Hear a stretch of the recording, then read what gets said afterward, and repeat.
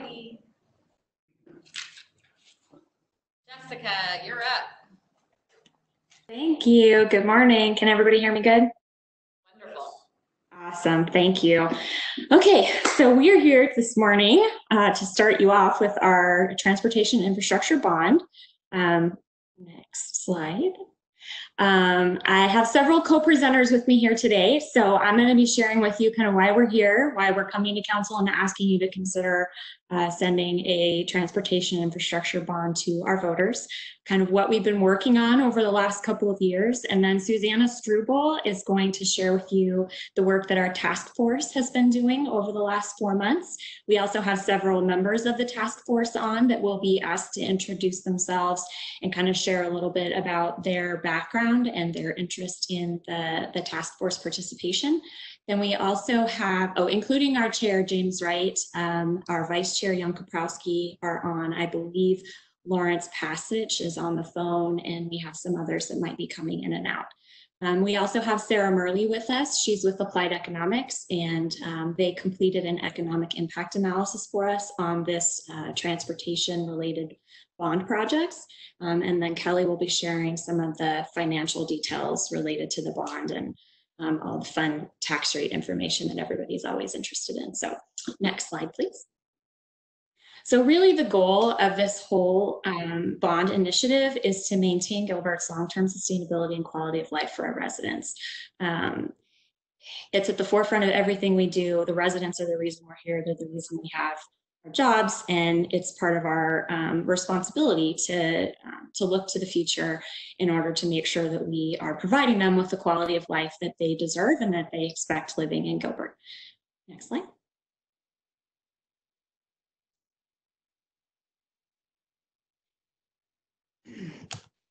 So when we see areas that are concern and frustration to our residents, it's our responsibility to figure out how to make them better, gather as much information as we can, and present that to council for direction. And one of the things that we've seen over the last few years is that transportation and traffic flow is a pain point for our residents.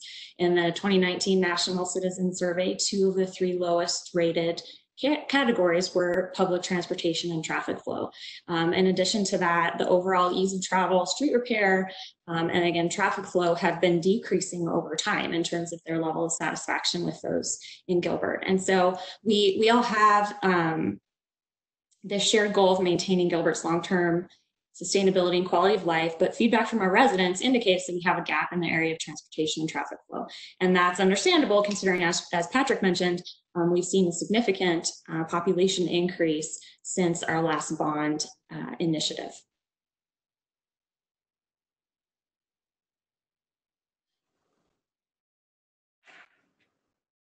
Next slide, please.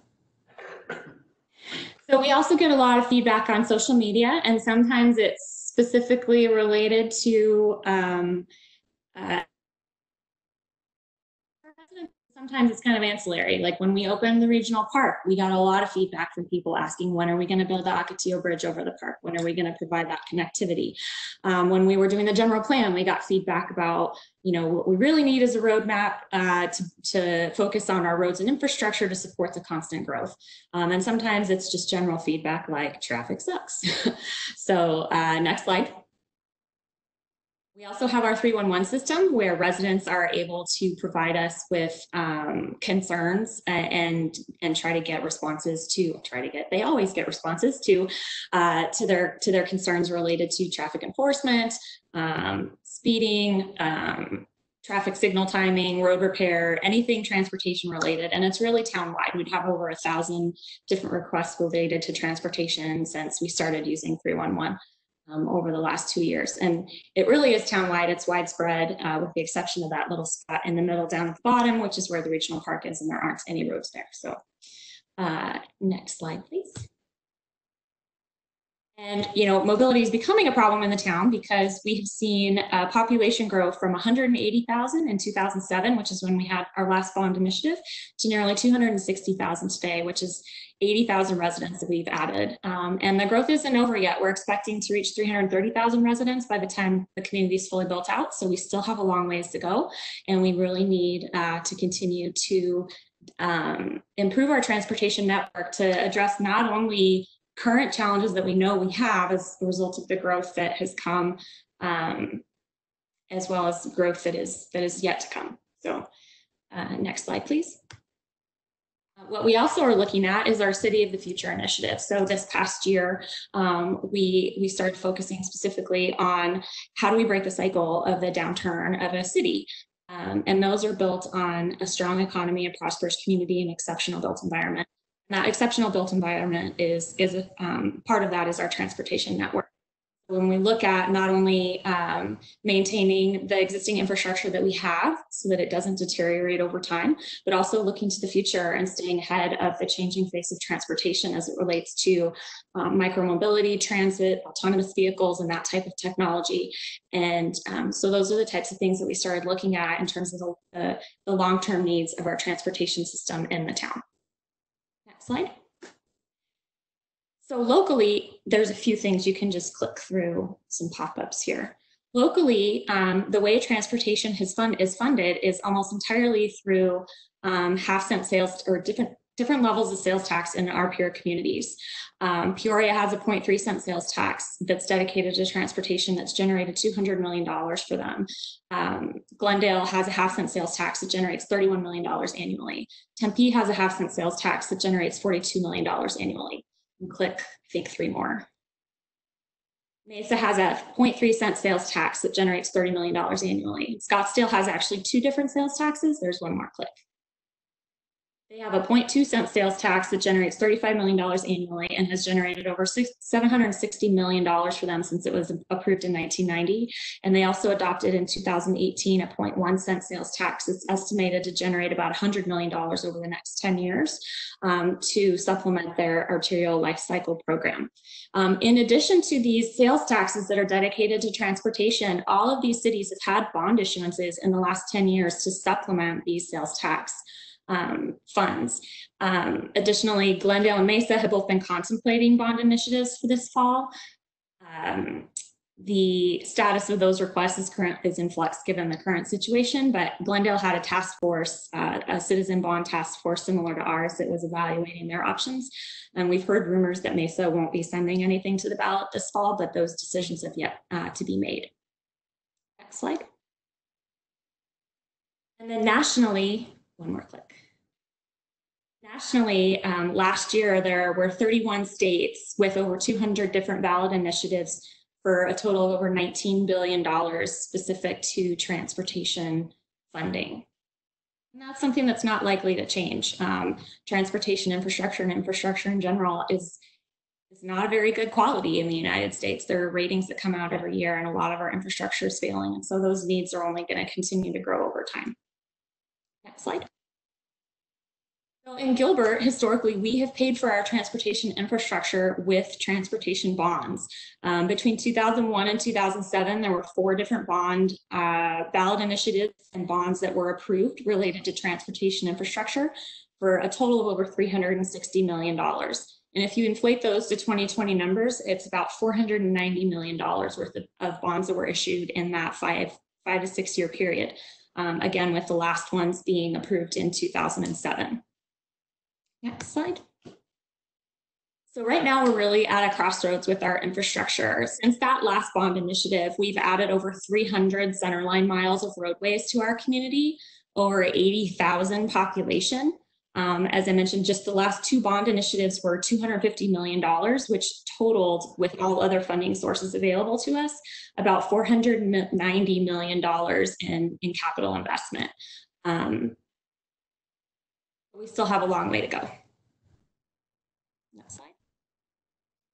And just to give you an overview, just to demonstrate the use of those funds in the past, those 2006 and 2007 bonds were really used townwide in that northwest portion of town that's a little older and in need of more rehabilitation, and in the southern part of town where we're seeing a lot of growth, and that's where we're still seeing a lot of growth. So when we start looking at the future needs, you'll see a very similar distribution because we're trying to make sure that we're addressing the needs of the entire community across the entire town.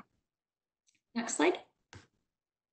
So our current 2020 project funding sources for our streets projects, you can see several different categories there.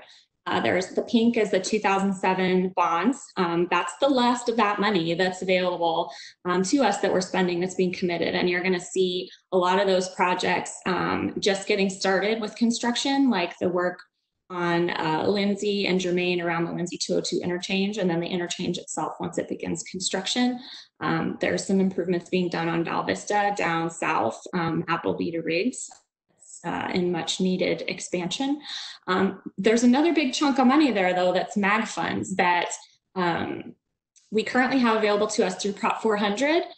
Which expires in 2025, and all of that money is committed as well. And we don't know what the future of that is. There's discussions now on Prop 400 extension or Prop 500, whatever they're calling it these days, but there's no guarantee that any of that money will come to the town. Jessica, real quick. Yes.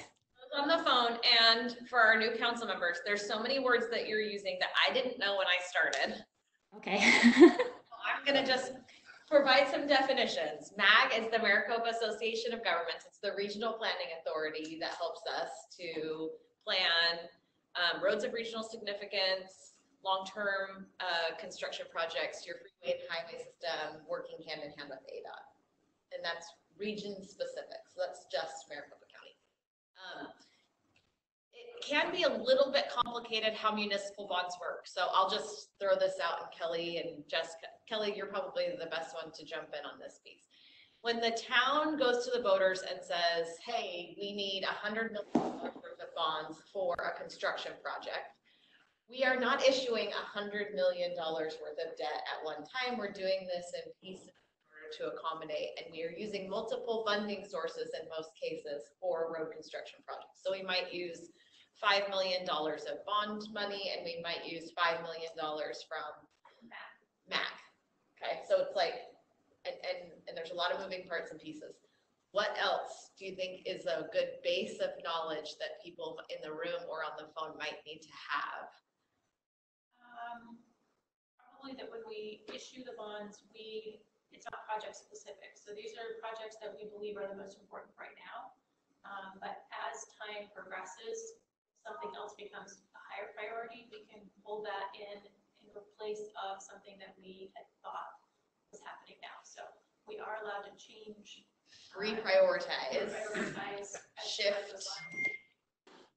of a new project that, you know, now Ocotillo Bridge is actually probably a perfect example of something that I think in long time ago we might have thought maybe we don't. Now that we've seen the growth around that area, now it's time to move that up in priority. Does that help? Are we good?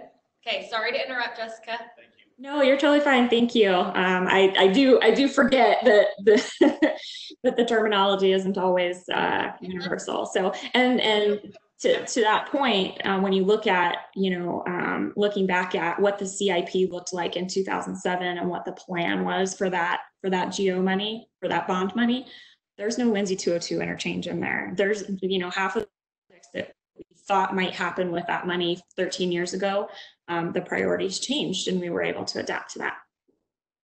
Sorry, I'll stop talking. Real quick, Jessica, HERF, I'm looking at this slide. Highway user revenue funds, those are allocated from the state. Historically, they've been swept by the state and used for funding of, that's the gas tax. This has, in many years previous, swept those dollars and used those to fund DPS. Aren't, as of this last year, maybe the last two sessions, they've been giving that money back to its rightful place. We all had a lot of angst about that since it was collected for a purpose and then BLT, you guys know, it's vehicle license tax that you're paying anytime you register a vehicle or re-register. And then the enterprise funds, Kelly, do you want to? So the enterprise funds would be water, wastewater, environmental, residential, or commercial, or trash funds, any of those that are self-sustaining and have rate revenue that pays for the services. Okay, I think that clarifies the slide. Okay, thank you. So yes, there are a few other funding sources on there, the HERF and VLT, the gas tax and the vehicle license taxes.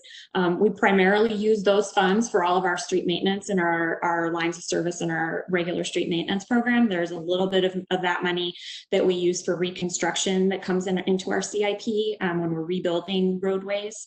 The enterprise fund piece of it is typically if we do a roadway project and we want to replace a water line or a sewer line underneath that road at the same time so that we can get in and do all of the work at once and for some efficiency and minimizing the impact to the public. And then outside sources can be other grant funding.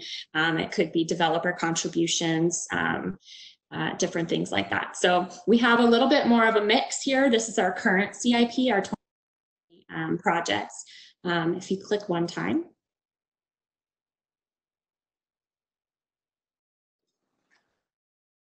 So without the bond funds and without the MAG funds moving forward, we don't have funding for street projects. We have enterprise funds that those projects don't happen if the other street projects don't happen. Next click. So kind of the breakdown of what the bond funding or the funding for these proposed transportation and infrastructure projects in this bond package looks like is it's primarily bond funds. There is no other funding source for these things. There's very tiny amounts of residual MAG funds on one project, I think, and a tiny bit of HERF and VLT. We do have a new roads SDF that was adopted and approved by council last year. So we're beginning to collect a little bit of system development fee money for that development pays when they come into the town to help pay for that growth. But other than that, it's bonds. So without the bonds, our transportation improvements and expansion of our infrastructure essentially stops. And that's why a successful bond election is critical to our future transportation network improvements.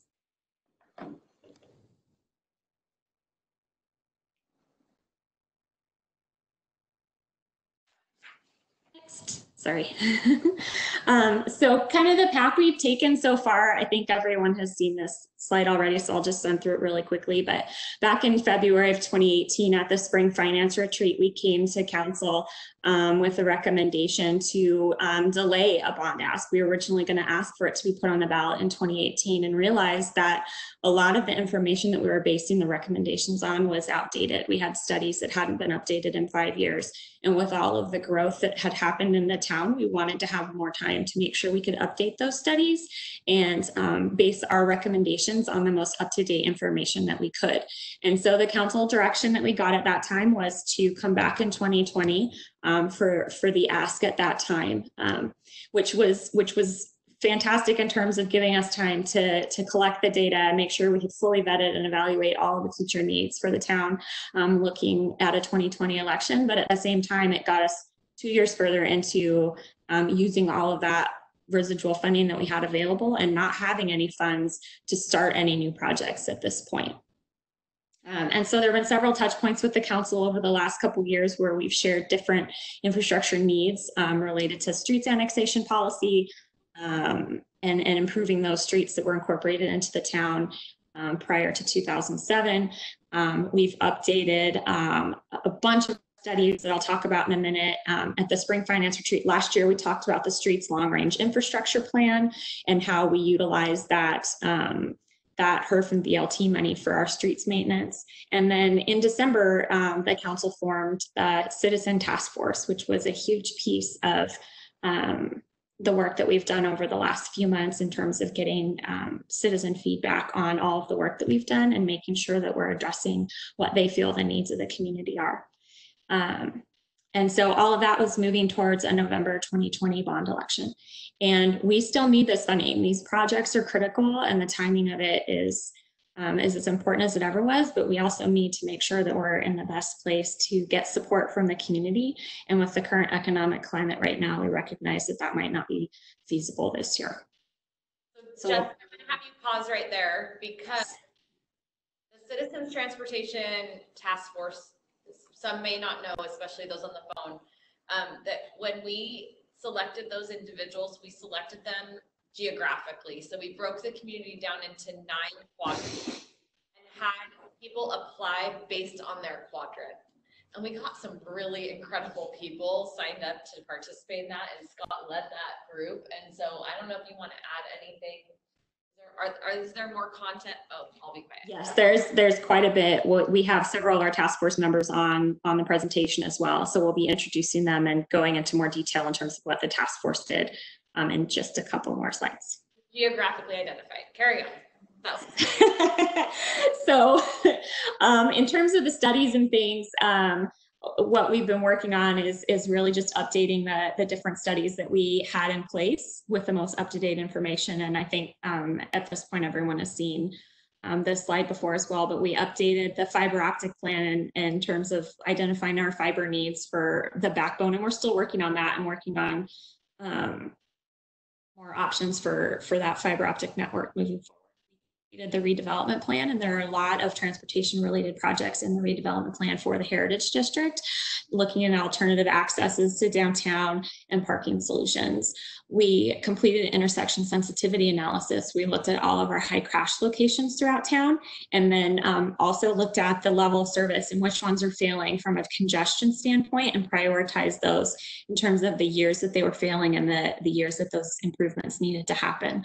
The bike plan was completed in that time. We started looking at alternative roadway designs and corridors and connectivity for bike and other multimodal options.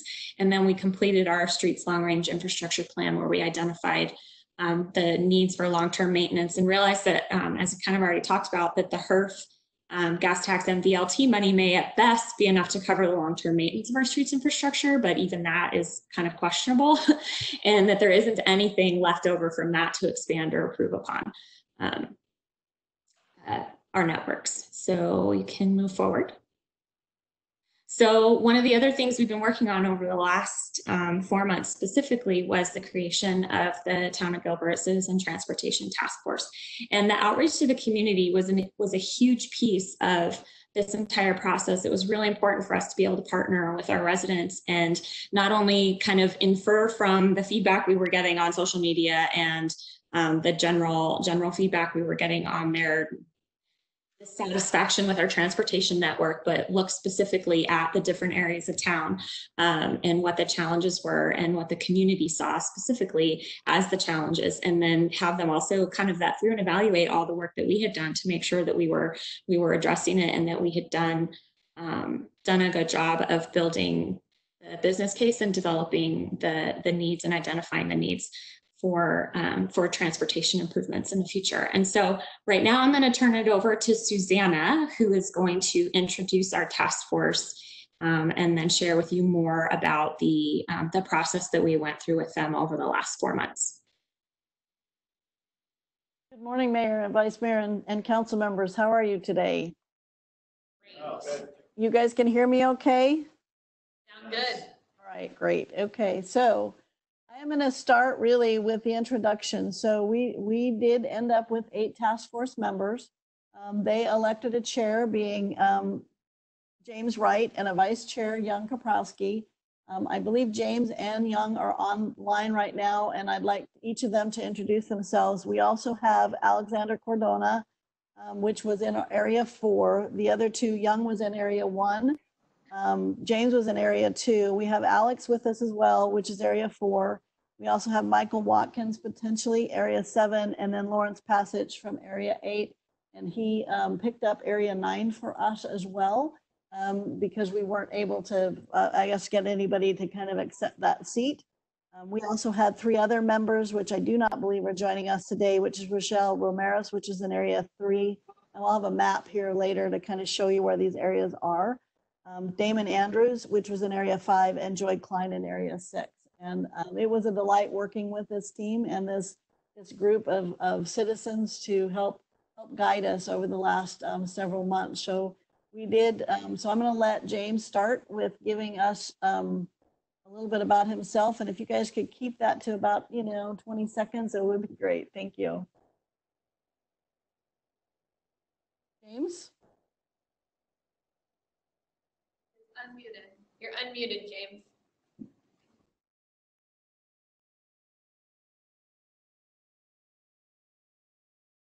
You might need to be unmuted on your phone or your computer, James.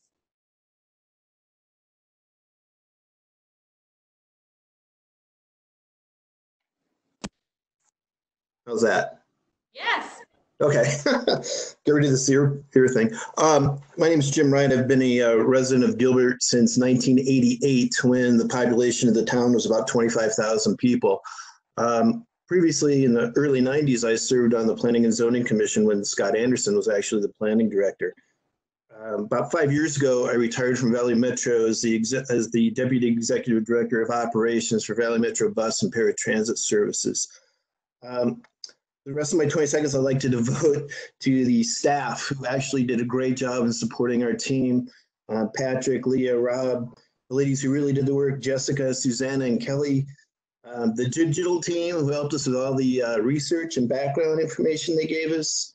Jennifer, who was great at organizing our group. The clerk's office, who gave us our training on how to be good public stewards and follow the Robert's rules and all the other things we had to do. And finally, Scott, for being our liaison to the council, and you, Mayor. Hey, Young, can I have you speak a little bit about yourself? Yes, definitely. Can you hear me? You sound great. Hi, everyone. My name is Jonker Prosky. I have been a resident of Gilbert for 12 years. I'm very grateful to have served on this task force. I'm the owner and principal of Y2K Engineering. I'm a civil engineer, traffic operations engineer, and road safety professional. I've spent the last 13 years specializing in transportation safety, and I'm really passionate about helping people travel safely and efficiently. I've been grateful to have applied this background to Gilbert's Citizens Transportation Task Force, and a huge thank you to the Gilbert staff and council.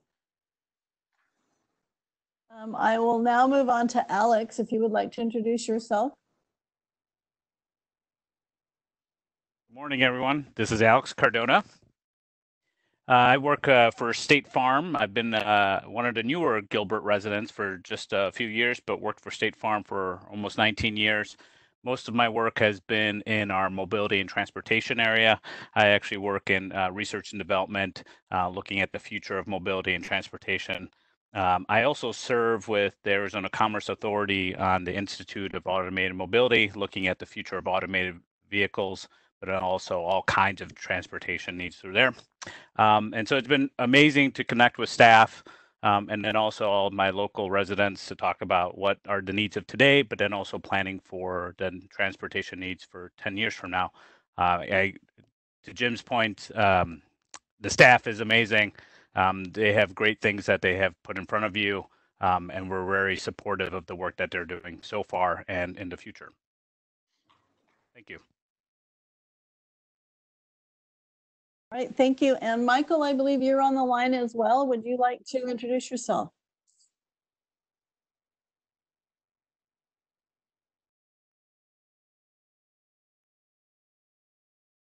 You might be on.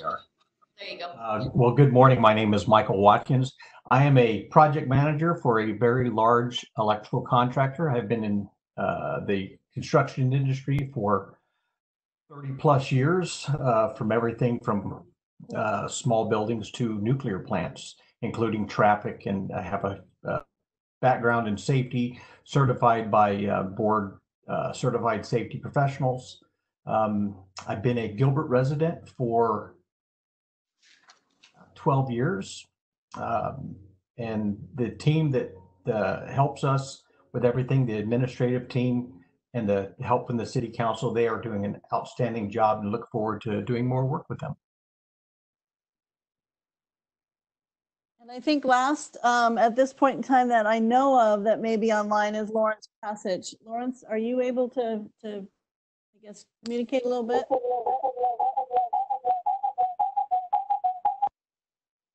Can you hear? We can hear you with a lot of echo. No, it seems to be some interference.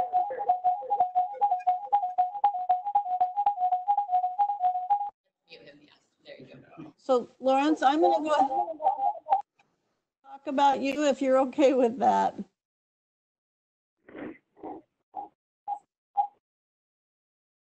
Lawrence Passage, which we're having a little bit of struggle here, and maybe he can tap in without that interference in the future, but he is a 5-year resident with a background in civil and electrical engineering. He worked for the Federal Aviation Administration for over 38 years. Like I said, he did cover mostly the South and out of town. He delighted in keeping us on our toes as far as our operation and maintenance went, and you know, continued to provide us some great insight from a historic as well as a future look as it relates to transportation. And I believe that's all that we have on our line right now from the task force.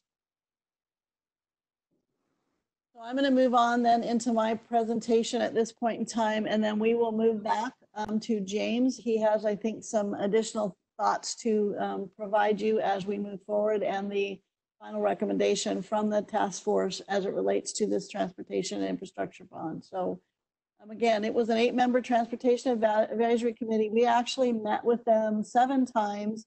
Most of those were every 2 weeks. We gave ourselves an extra month this last one, and just met last week as our last one prior to our council retreat.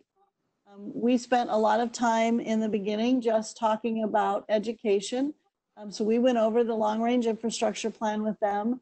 We also went over the CIP process and how that works and where we're at with our current CIP. We did talk about financing and the funding trends, a lot of what Jessica has just covered with you prior to this. We discussed the bond history, and then we went through what we feel are, well, I'm going to say we got feedback from them as what they considered challenges with our transportation system. We also looked at to them to give us what they considered would be some important projects to solve that. We also shared with them from an education perspective, the economic analysis, which will be shared with you here in a few minutes as well. So they received a lot of information from us in small doses, but I know it was like drinking from a fire hose at times. They gave us feedback when it came to the challenges, and they also gave us what they felt were important projects within their areas and others. And they really helped us a lot with what our messaging was and the facts that are necessary, you know, the FAQs to where when we start putting out messaging in regards to this, what would be important to our citizens that needed answered. They also did a lot of reaching out for us. They polled their neighbors. We got, I think Alex and Lawrence and others were frequently out there. Young was frequently out there polling neighbors and friends, getting information for us. And they look forward to continuing to support us on messaging and facts. Next slide, please.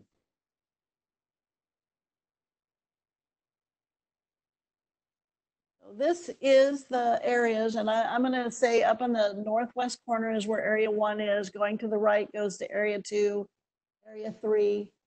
Then area 4 is the gray area. Area 5 is the green. Area 6, area 7, 8, and 9 as you go down the page. And so those are the areas that they represented. And as I said, one of the items that we asked them to do was tell us where they thought projects were necessary within our community. Purple on this map is really the locations that they provided that. We had included in our bond package presentation to them all the other colors that are there. And as you see, what we discovered is that a majority of the projects that they thought were important, we had already covered in one form or another. They did help us identify some gaps in our project listing. One of them was some multimodal enhancements at the Gateway Airport, and we think we can fold that into another project. They also talked about automated enforcement technology, which is kind of like the speed, red light, and et cetera. We also had some grade separated rail crossings, especially as it relates to some of our trail crossings. And then how do we continue to enhance the trail network as a multimodal connectivity option? So we have tried to incorporate, or will be incorporating, some of their enhancements in several of the projects that you see that we originally provided them. Next slide. I think at this point in time, I'm going to let James speak a little bit to what his feedback is as being a member and the chair of our task force. Thank you, Susanna. I just have some general overall comments about what we went through and where we ended up to look at the whole package of projects. As Jessica mentioned at the beginning, our task was to build upon the established transportation system, the foundation that's currently in place, to continue to be the community of choice that Gilbert has become over the past few years. One of the things I really appreciated with the staff was the use of what I call real facts that I use with my clients. And when I say that, I mean, it was data-driven evaluations drove the task force, and a lot of its deliberations and decision-making is critical, important in these types of analysis. What the package does, it improves mobility, not just traffic or congestion, but general mobility throughout the community. Adding or improving system safety, adding capacity and efficiency to the system, adding and improving system alternatives. We looked at, obviously my background's in public transportation. It's more of an operational type business, but where we could, we really looked at alternative service infrastructure projects. And finally, considering the needs of the high significant redevelopment areas, the Heritage District and the Gateway Airport.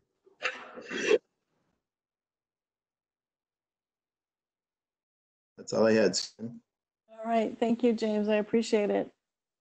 So I'm going to move through the next two slides. I think those are all covered. I want to cover the next slide. Next one, please, Nikki. Thank you. So basically, as James just mentioned, we did look through the projects, or had the projects and shared with them.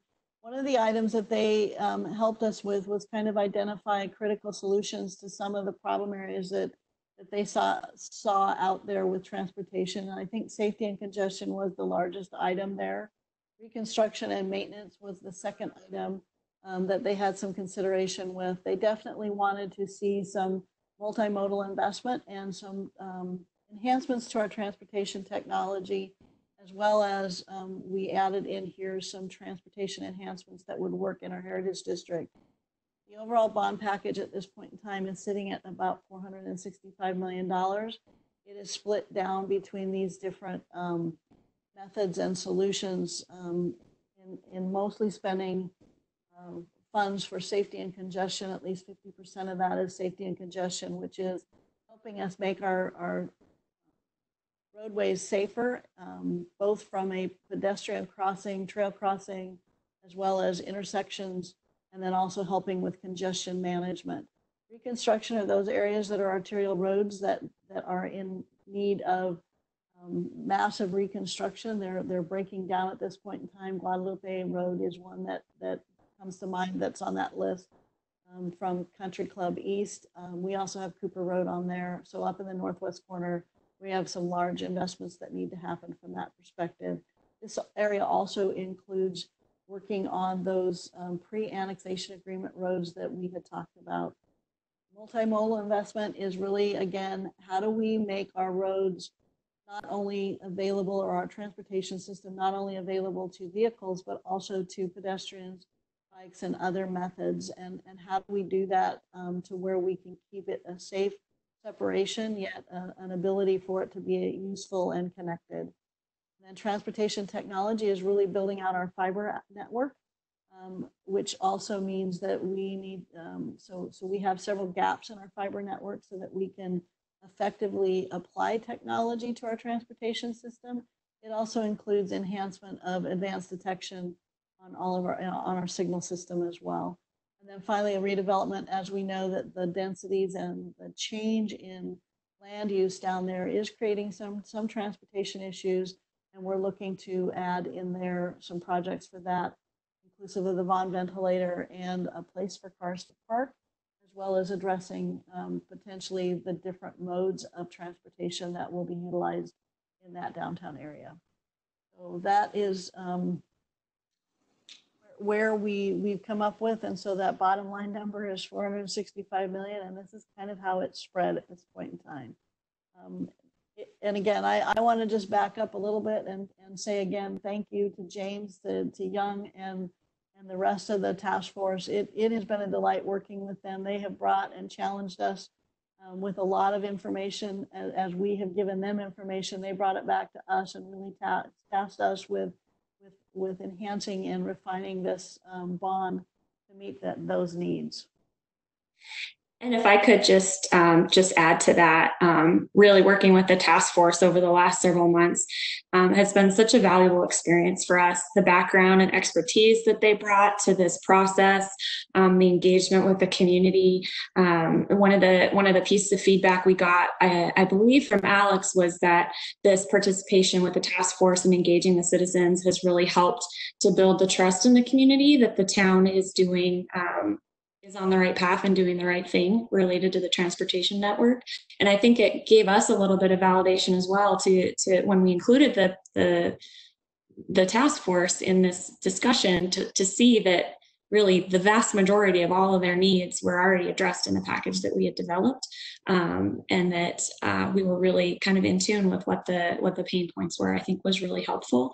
But just the dedication that they had a lot of homework, and they helped us out with a lot of things along the way, and just the dedication and commitment that they had to that is really just reflective of the great community we have and the residents and their involvement in our processes. So thank you again to all of the task force members for all the work you've done, and hopefully all the work you continue to do, because we're not done with you yet.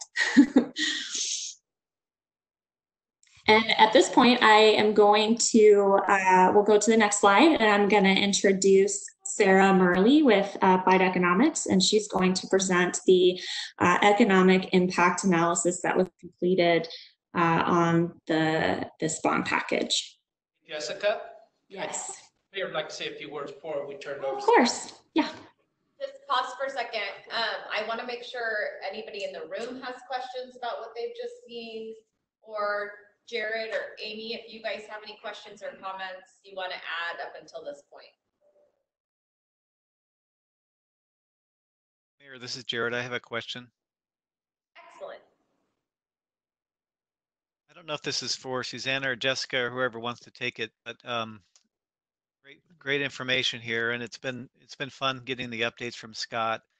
It certainly made me look around a little bit more about what other cities are doing. And one thing that I've noticed, where I've seen in Mesa as an example, or in Phoenix, even outside the continental U.S., there's been a lot of the multimodal investments. And one thing I've noticed is the bike, the green paths, and there's additional separation for bikes. And definitely support a lot of that. As I've looked at that, and I've gone through some of these intersections where they have some of these green paths, I don't see a lot of usage of them.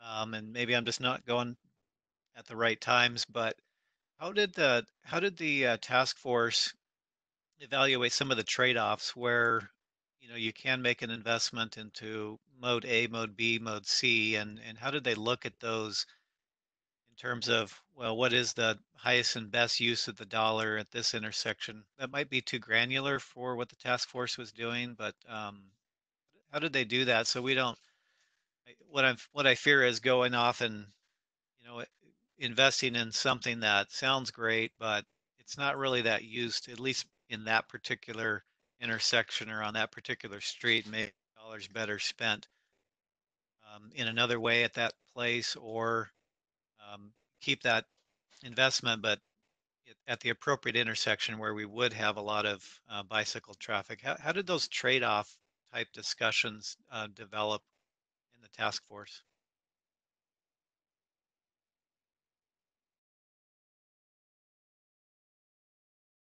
Susanna, let's have you look at that. Okay, I appreciate that. I'm going to say that is probably a little bit general or granular for what we did here. What we did indicate, and I think what they enforced with us, was that it's not just about vehicular anymore. The face of transportation is changing, and so I think they really wanted us to include information that had to do with the multimodal aspects. And we had already had some plans that were starting to define that. We certainly have an opportunity over this next year to continue to refine that And so that is the direction that I think that they gave us, is don't forget about it. Please make sure that it's a part of what we include here, recognizing we still have a lot to do with our vehicular system, but that multimodal is a necessity to make this complete. And they enforce that with us almost every single meeting. And if I could just add one more thing, I think Scott probably has something to add too, but we did bike counts like not that long ago. So we know how many bikes are utilizing our roadways on a regular basis through those bike counts. And so we would be able to determine whether an investment was, well, it's always going to be worth it if it saves one life. I want to make sure that's clear, but where those, I guess, funds should be prioritized to be able to impact the most highest number of bike riders. Stop. I think you're finding out right now, especially Jared too, if you're out and about on these trails, I know since I've been out, they are crowded. And it's not just bicyclists, they're pedestrians, they're horses, everybody is using those trails. And that's one positive thing.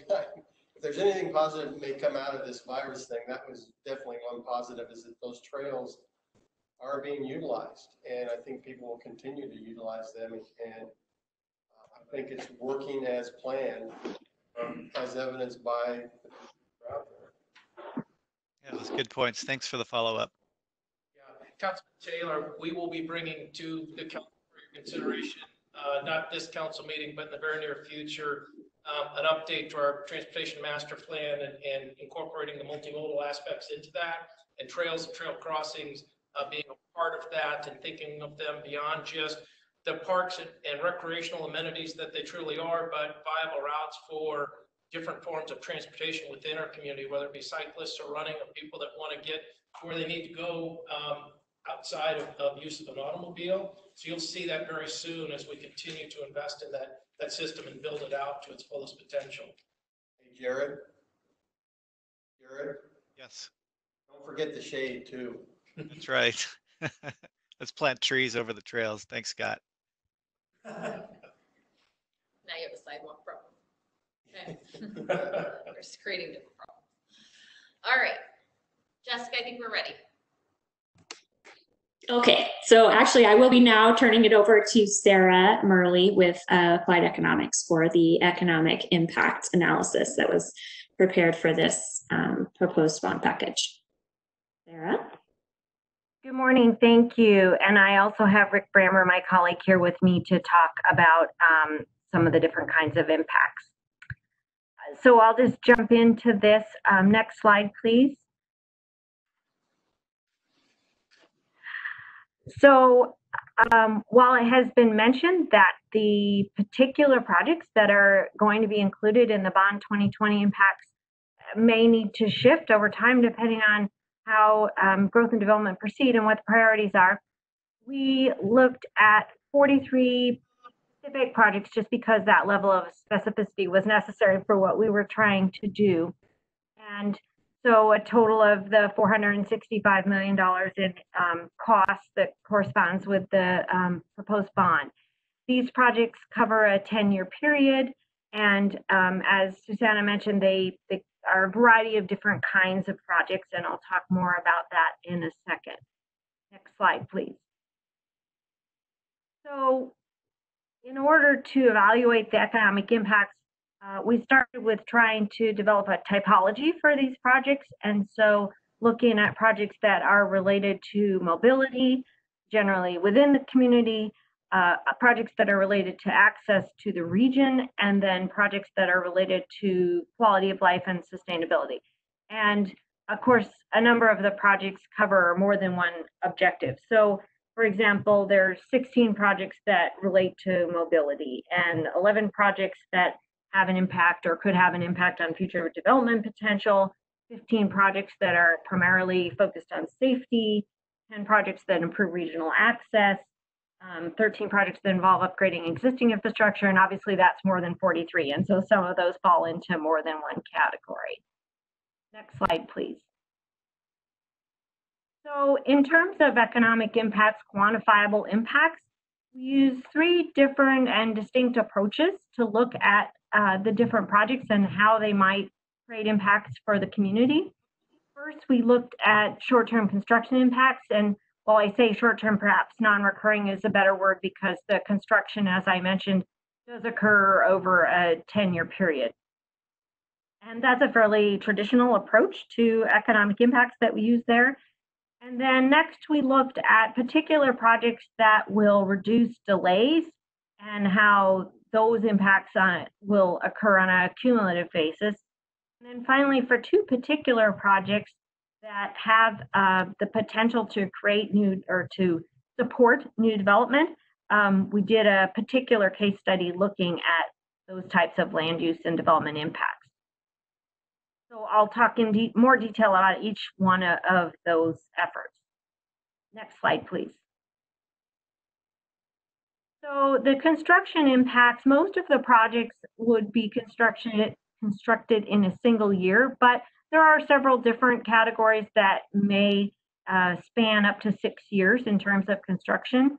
And so while these are non-recurring impacts, they are substantial impacts over the next 10 years.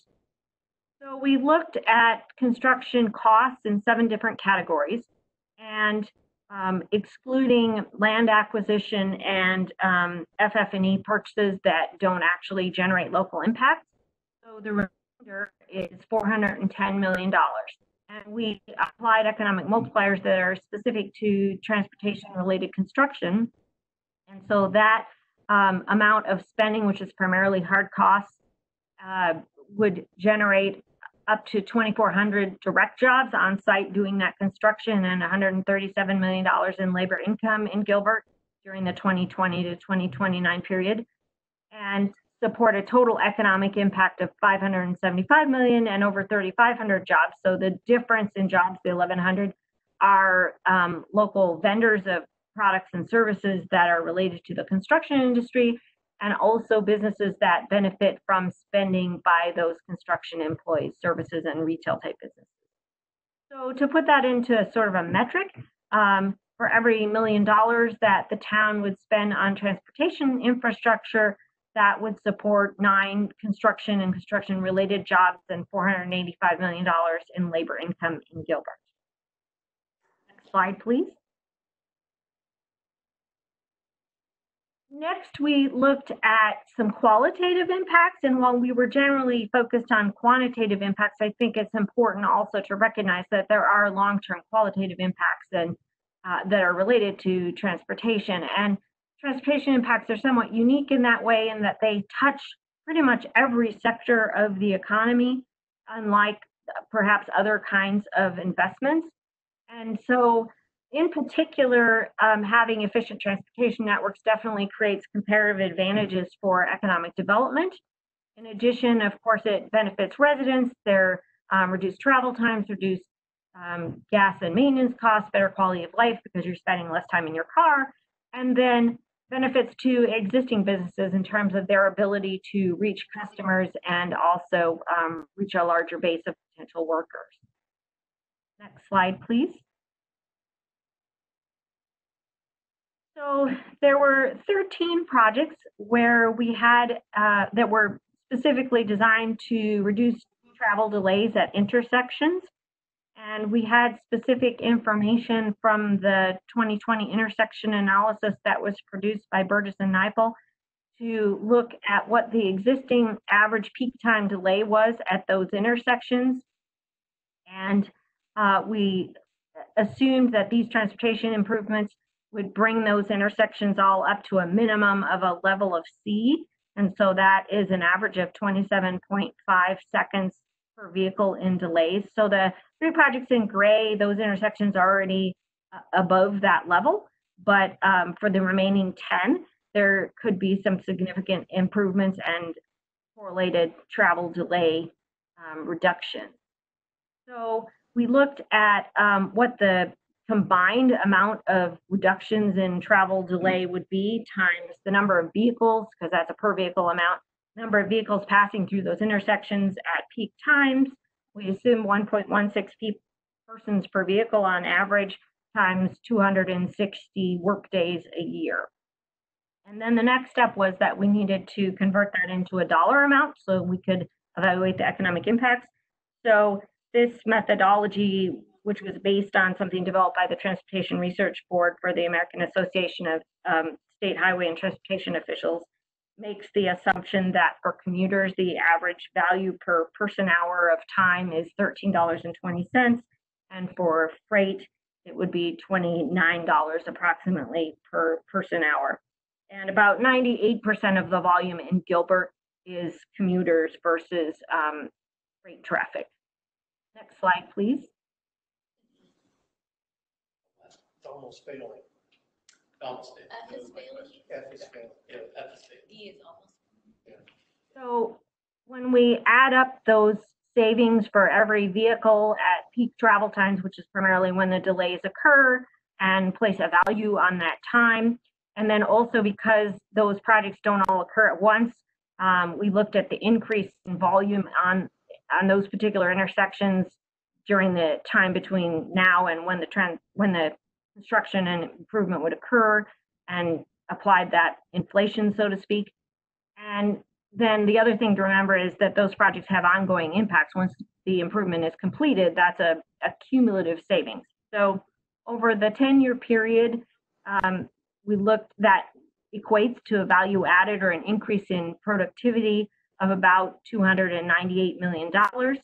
And those increases in productivity combined with spatial shifts in business investment could support an estimated 473 jobs and about $181 million in labor income on an annual basis.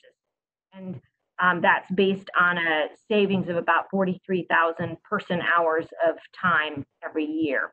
And those impacts would continue into the future. We're just showing it through 2030, but those are ongoing impacts or value to the residents. And while I should point out that we don't know the people traveling through those intersections, we don't know if they're coming into Gilbert or if they're leaving Gilbert for their job at that peak time, but we would assume that the majority of them are Gilbert residents passing through, even if they're out commuting, and so those residents benefit from reduced travel times. Next slide, please. So the next section that are the case studies where we looked at development impacts, and I'm going to turn this over to Rick Brammer to talk about that. Yes, thank you. We looked at, in terms of development impacts, we did 2 case study analyses, one at the intersection, for intersection improvements at Elliot and McLean, and another for the improvements of Power Road on the corridor from Guadalupe Road down to the Santan Freeway. And these were chosen, I believe, because they have the most, raw development potential, most available land, but there would certainly be other development and redevelopment impacts that would be expected to occur as a result of other projects. These are just 2 that were selected. We looked at the impacts primarily on vacant land within about a half mile of the improvement. That's a fairly standard approach in the industry for evaluating the impacts of urban transportation projects. We looked at what the future land use would be. What's the upside? What could potentially be supported with these types of improvements? And looking at those land uses, we primarily based it on your general plan, where that seemed reasonable. However, the general plan is old enough that some recent events lead us to believe the land use might be a little different. And then also we see some of the market potential that has emerged and the strength of the community that's emerged since the general plan, which has also changed a few things, I think, going forward. Next slide, please. So the first one is the Elliot and McLean intersection, again, up in that northwest part of the community, an older area, kind of languished a bit. It butts up against the border with the city of Chandler, which is also a railroad line, an older historic industrial area. Everywhere where you see color on the map, or is basically land that's available for development. That single family parcel on the northeast corner, that's actually already complete, as is a gray parcel there on the west side of McLean Road, which is a newer industrial showroom facility. But the southwest corner particularly has been bottlenecked. There's only one way in and out of that area because being cut off by Mesquite High School and then of course residential development. So for whatever reason, the area has definitely languished, and I think these kinds of transportation improvements could change that going forward. Next slide, please. So what we have altogether is about 84 acres there that could support about 831,000 square feet of non-residential development. Most of it would be light industrial. However, and the retail, it could be retail and service, but general pattern would be about the same. That could support about 1,100 jobs in the city of Gilbert, in the town of Gilbert, if I apologize. Next slide, please. The other one, which is a little more complex, obviously, is looking at the Power Road corridor. And here we have an area that is basically on the leading edge of development in this particular part of the world. We have the sort of the last phases of Morrison Ranch, the residential portions of it coming to fruition now. You have Power Road, of course, being again a border between Mesa and Gilbert. So we're only looking at things on the west side, even though there would be obviously impacts on the east side of Power Road as well. Generally, the land use here for the future follows the general plan. However, a couple of things, most notably that that 60 decibel noise line boundary for the airport has been shifted since the general plan, and it takes a lot of that area north, a little bit further north of Warner Road, out of that zone, and it opens up a wider range of possibilities, I believe, for development along Power Road, sort of the east end of the Morrison Ranch property. And because that is basically on a major road between two freeways, next to what is going to be a major regional airport, I think we can be fairly bullish about looking at the future there, and some pretty high density mixed use development, probably some industrial on the southern end where you're closer to the overflight zone, but more office and multifamily on the northern end. And not a big emphasis on retail in this particular intersection, but mostly on supporting the economy and the job base. That said, however, Morrison Ranch still has 1,000 units to be built. Recker Warner has about 500, and the Haas Crossing development in Mesa has about 6,000 housing units that are scheduled to come online. So there's going to be major consumer demand generated in this area as well. Next slide. Back one. There we go. So altogether in this corridor, we've got about 520 acres with the land use assumptions, which are density development assumptions, which are actually fairly conservative for this type of a project area. We came up with about 5.6 million square feet of non-residential space, which could be the home for about 12,000 workers, roughly 2,000 multifamily units, and about 3,700 new residents. And Sarah's going to tell us what that means in terms of revenues to the city. Okay, next slide, please. So just to take this a step further, we translated those square feet and housing units into potential tax revenues for the town. So we made some assumptions about lease rates and sales per square foot in the case of residential state shared revenues per capita, and came up with these estimates for sales tax, lodging tax for proposed hotel, and state shared revenues from the multifamily, totaling about $10.9 million per year in revenues to the town as a result of this development. Next slide, please. So to sum up the case studies, this was a useful way, I hope, to demonstrate what transportation improvements can do. And while the exact type of development may vary and the related tax revenues obviously then would vary also, I think that without these transportation improvements, it's very unlikely that that development would happen in the way that we're describing. Next slide, please. So just to sum up the impacts, first of all, the construction impacts, those proposed projects could potentially create over 3,500 jobs related to construction activity over a 10-year period.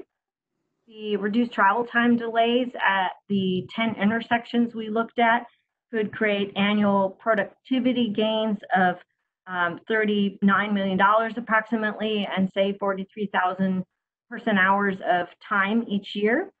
And the development potential at just those two sites could support 6.4 million square feet of non-residential space and about 13,000 jobs and close to 2,000 housing units and $11 million in town tax revenue. That concludes my presentation. Thank you. Thank you, Sarah. Do you want to follow up on that, Jessica, before I open? Just a little bit. We do have a few more slides, but we can go for questions on the economic impact analysis. One of the things I wanted to kind of just share regarding that is we had this impact analysis done several months ago, and interestingly, we were in our briefing earlier this week with our two newest council members, and we talked about really actually the importance of investing in infrastructure and how with all of the stimulus things that are coming through, that investment in infrastructure may be something that helps pull us out of sort of this economic slump that we're seeing right now as a result of our current situation. So it was kind of another way to look at the impact analysis of the types of expenditures that we would be proposing as part of our transportation bond package. Thank you. Scott September has a question. Yeah, I want to start not with a question, but just with a statement that in the short period of time that I've had to look through a lot of this information, I'm very impressed with the detail, with the amount of time and effort that it must have taken so many of you to put this together, and it's just been a real eye-opening experience. And I think a lot of the public, like myself, didn't truly understand the depth and the breadth of what goes on here at the town of Gilbert with all the staff. You guys do a great job. My question is, we have a lot of forecasts that we're basing, and a lot of assumptions that we're basing this report on. And my question is, how often do we go back and look at previous reports and studies that we've done to see how accurate our forecasts ended up being after we made them years later? Do we ever go back and take a forensic look at that? I don't know who wants to answer that. Yeah, let me start, Scott, and then depending on the area, yes and no. This is the town's first ballot issue for transportation-related infrastructure projects, and so this deep dive that we've done is our first one, at least in my tenure here. But Scott, you've been in the organization for decades, and I'm not sure that the town has ever went to the depth of analysis and understanding these projects, their importance, the implications, whether it be return on investment and jobs and revenue creation, or reduced traffic congestion. I'm not aware of us ever going that deep on something like that before. But for the things that we do, a big part of Kelly's life is analyzing our revenues and past expenditures and predictions that we anticipated things to occur, and did they occur. So we do a lot of that. But I'm not aware of the town ever taking this kind of approach to transportation ballot issue before. But Scott, there wasn't enough time to do very much. Things are moving so fast. We would look back at things in the general plan, try and look back, but there wasn't much time to do anything else. Things are changing so rapidly. I believe that. I know we run a lean operation. So it's not like we have resources sitting around to do forensic examinations of every past forecast. So that's understandable. I have a question. The intersection of McLean and Elliot that you're talking about, and I'm intimately familiar with. I live in that area. And I know that the intersection upgrades we're talking about and the development, which I'm extremely pleased to see the level of industrial growth over there, seeing the businesses that are there.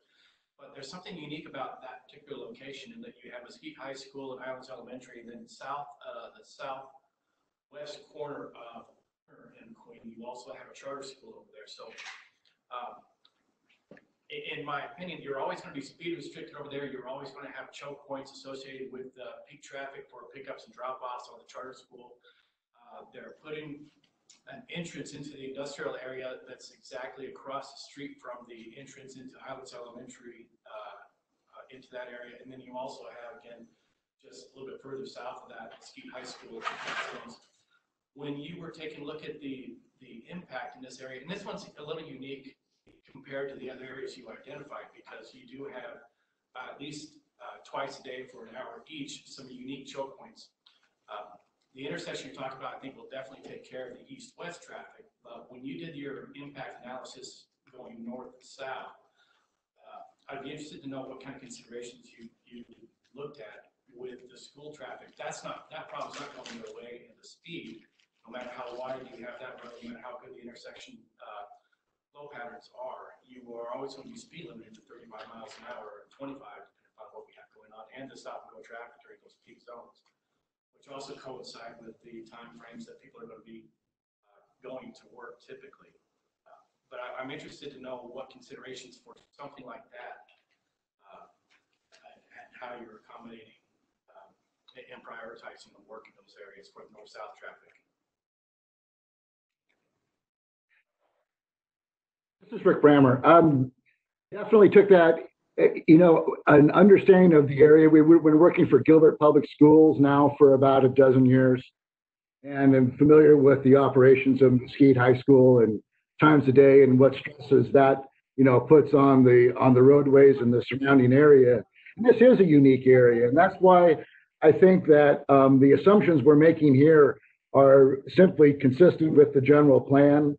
I was aware there would be improved access off of McLean Road at some point into that area. It's obviously been bottlenecked, but it's languished. I mean, there's a reason why there's buildings in there that are 25, 30 years old, and that there's still that much land that's available. And so accessibility is a problem. And so it was definitely a consideration that we took in. But like I said, we're pretty much in this case just following what would happen under the, under the general plan land use. And if I could kind of add to that, we are constantly evaluating just the traffic flow and the signal timing across town in general. That's kind of one of our border streets. So there's always coordination that needs to happen with our neighboring communities. But we look at the signal timing and the traffic flow across the community. We also have, as part of this bond package, some of those school congestion related items and school safety related items that, given the unique configuration of this location, might be something that where we have two projects that overlap, where we look at, are there any other things we could do to help with the traffic of the schools within the right of way, as well as the intersection at the same time. So it's kind of multifaceted, and the it's something that our traffic operations are continually looking at and reviewing.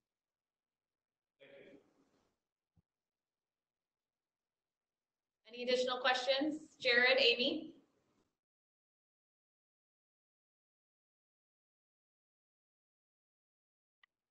Okay, so we have just a, I'm sorry. We're a part of all the projects that you guys have included, are complete streets an element of any of that?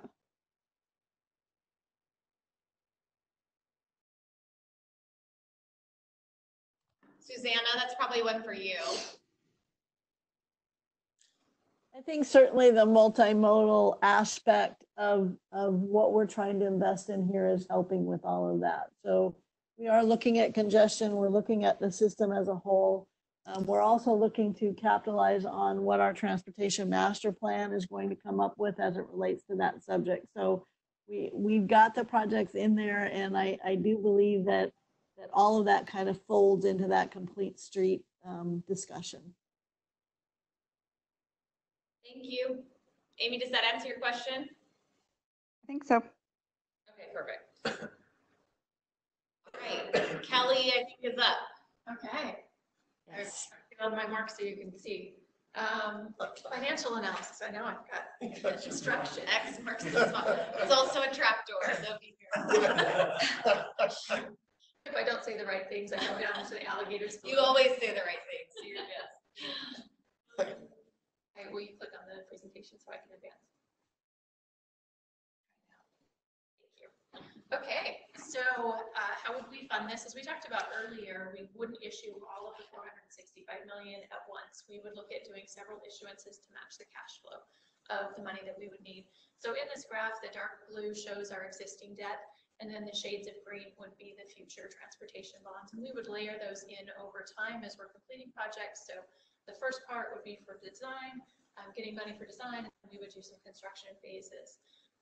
But looking at staying at that 99-cent level that we've had for a while. So what's the historic impact? For a $270,000 house today, which is a median house value in Gilbert, it's 99 cents, so it would be about $267 per household per year. And then what would it be with the new bonds? What would it be with the new bonds? It would be the same $267 per year into the future to support these projects. So try and be very affordable for the citizens and keep that together. You have to turn up your volume. Okay.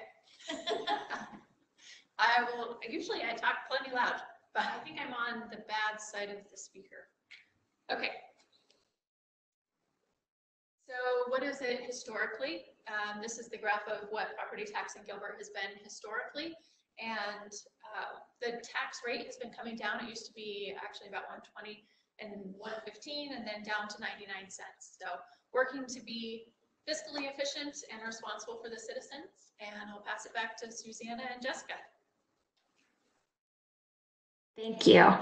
So kind of where we go from here is, again, you've seen this graphic before, but one of the things that we wanted to recognize and be mindful of given the current economic situation is, again, the ability to have a successful bond election. And we feel that with the current economic climate and so much of our community kind of in an unknown state right now with respect to jobs and unemployment and business closures and things like that, is to move forward with a recommendation to have the council or ask the council to authorize the bonds to go to the voters in November of 2021 instead of November of 2020 this fall.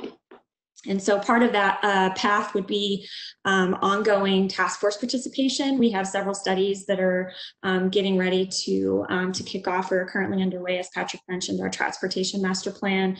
We have a parking study downtown that was in the process of getting started. And then with the current situation and obviously traffic and parking downtown, we don't have an accurate representation of what the real needs are going to be. So that's kind of been put on hold. With the expectation then we would come back to council in the spring finance retreat next year to update you on all of the progress and make a recommendation at that time for a June 2021 council decision on sending a bond to the voters in November of 2021.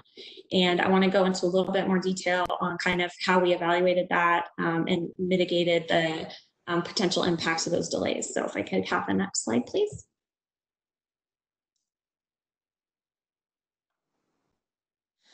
So again, the goal would be to ask the council to send this to the voters in November of 2021 and would allow us time to complete some additional studies that are underway that would further develop the business case for some of the key projects that we have. The original timeline in the table would have been for a bond election in November of 2021 and project design to start in November 2020, with project design starting in July of 2021 and construction starting on a lot of the projects in July of 2022. And in the revised timeline, the bonds would go to the voters and hopefully get approved in November of 2021. And at that point, we would ask for some contingency funding from the council in order to get started on the design of some of those key projects that we didn't want to delay by a year. So we could start design of those in January of 22, which would only result in about a 6-month delay. And then still be able to get started with construction of a lot of the projects in July of 22.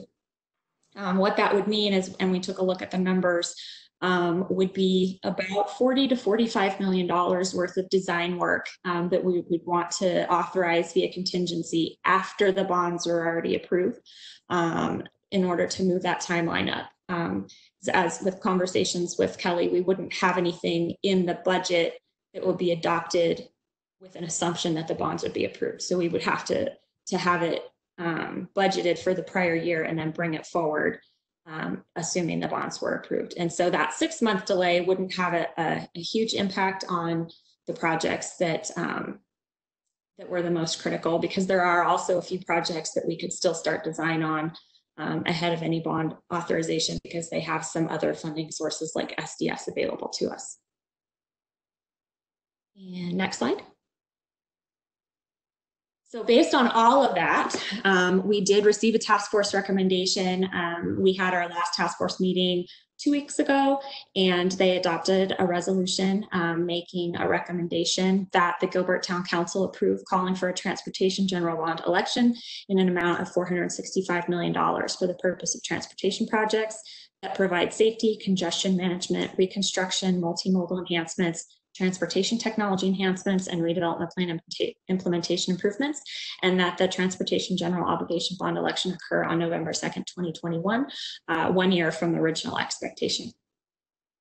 Next slide. And so our ask of council today is to support that, sending the proposed transportation infrastructure bond ballot question to the voters in November of 2021.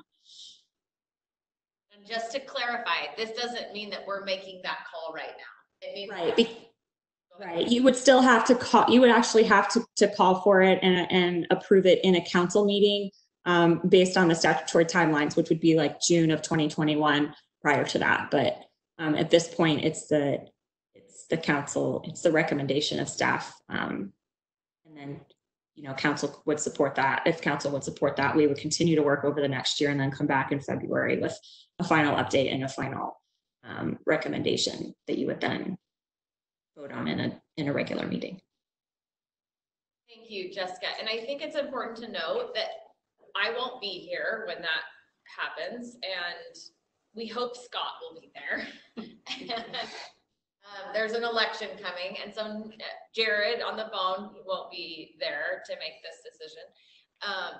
But that we cannot, even in our giving direction to staff, because we're not voting today, we're just giving direction, we cannot bind future councils. Okay, so I just want to make sure that's really clear. But recognizing what they are asking to be able to do, which is they want to be able to move forward with design work, recognizing the current economic climate that we're in, still move forward with design work so that a 6-month delay essentially doesn't provide a substantial detriment to the town as it relates to transportation. So that would mean that you have an intention of moving forward, because we don't want to expend dollars on design work that we ultimately don't have the money to fund the projects for. Like, that would be silly to have that as an intention. So, hey, Mayor, yeah. One point of clarification. We would not ask to expend dollars for design work until after the ballot issue was successful. Oh, if okay, it wasn't good. Successful, we would not ask to expend those dollars. Okay. Because we couldn't get reimbursed from the bond proceeds. Okay, thank you. That makes sense. Yep. Thank you for clarifying that.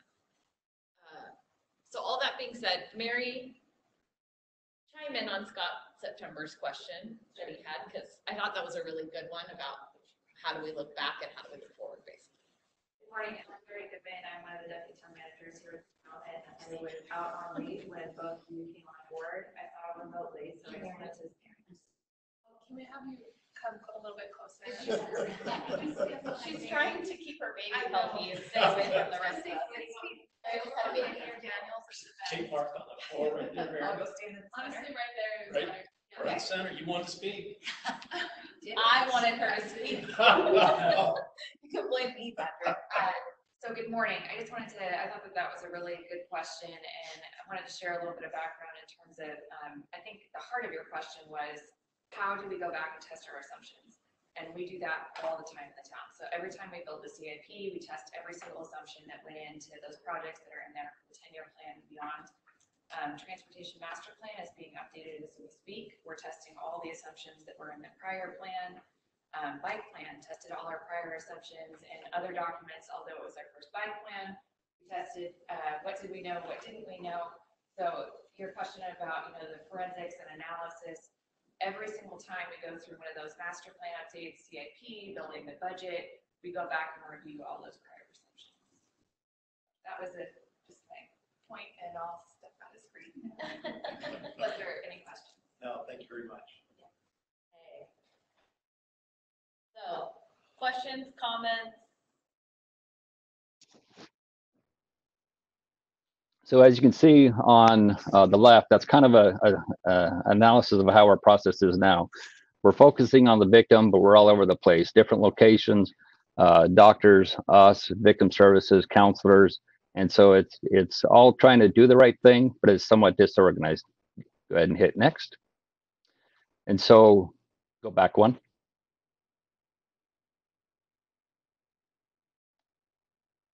And so with an advocacy center, everything is focused on the victim. They're at one location. All of those resources are in one location focused on the victim. Go ahead.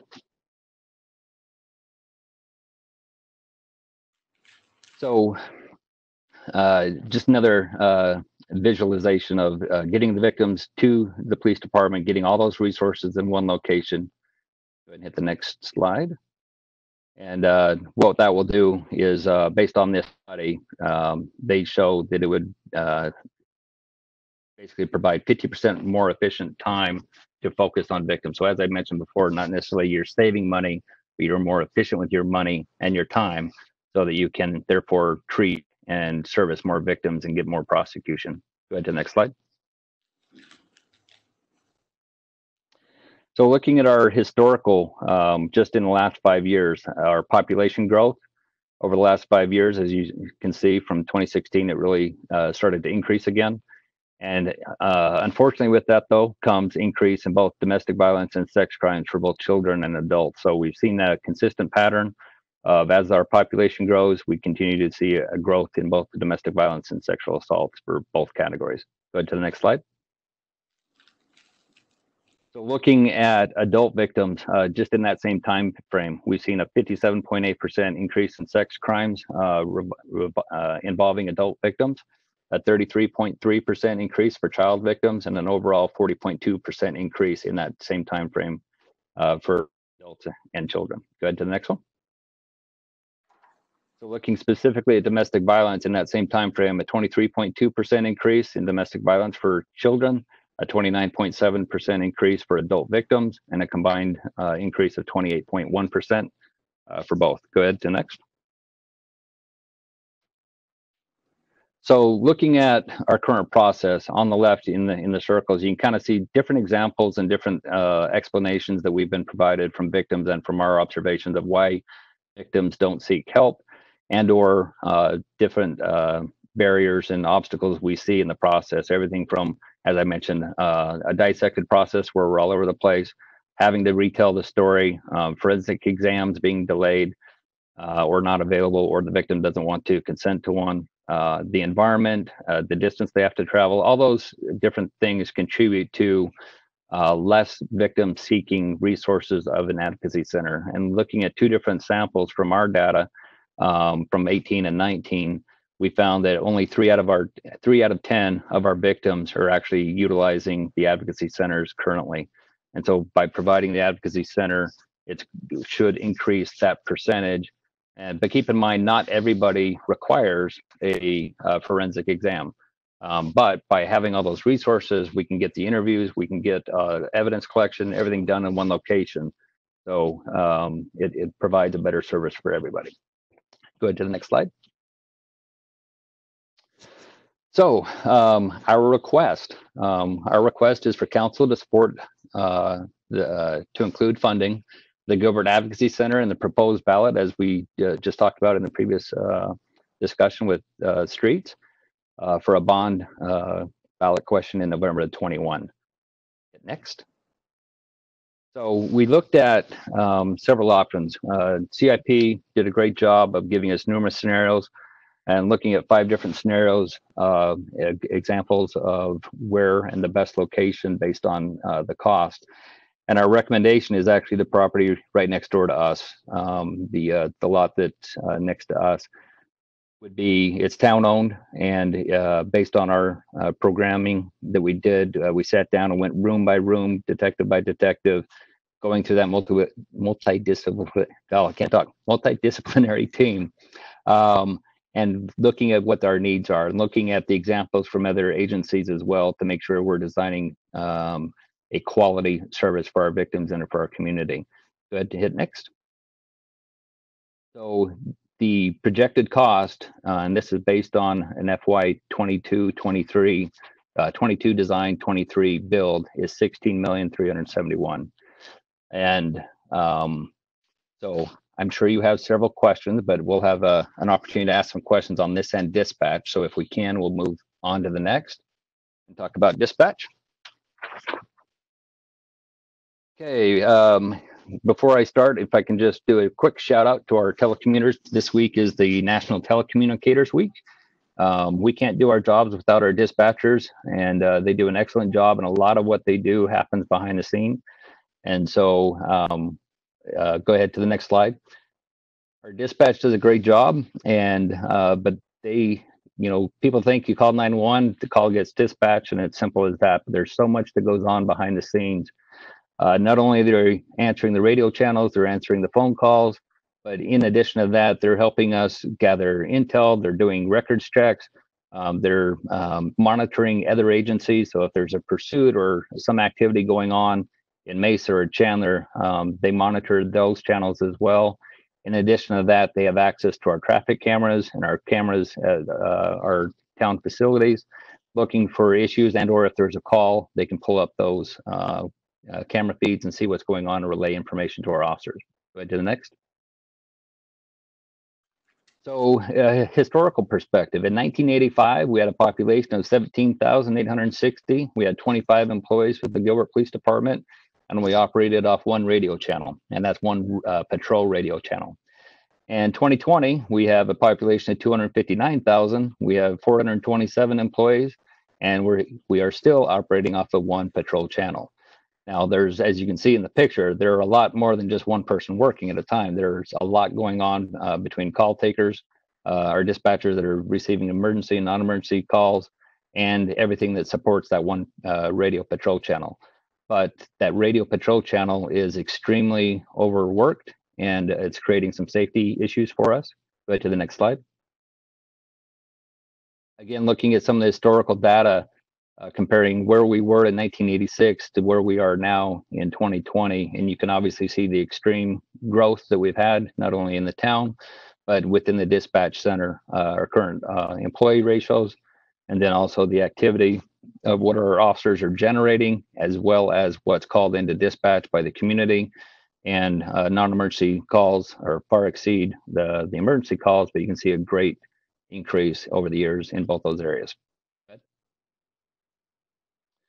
So looking at just our patrol channel, looking at just our one patrol channel, we average 85,000 transmissions per month.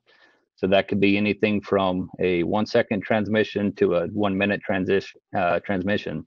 But we're averaging 85,000 per month, where all the other agencies in the valley, on average, they're having 45,000 transmissions per month on their patrol channels. And the main reason for that is they have multiple channels, so they can disperse that traffic into multiple locations.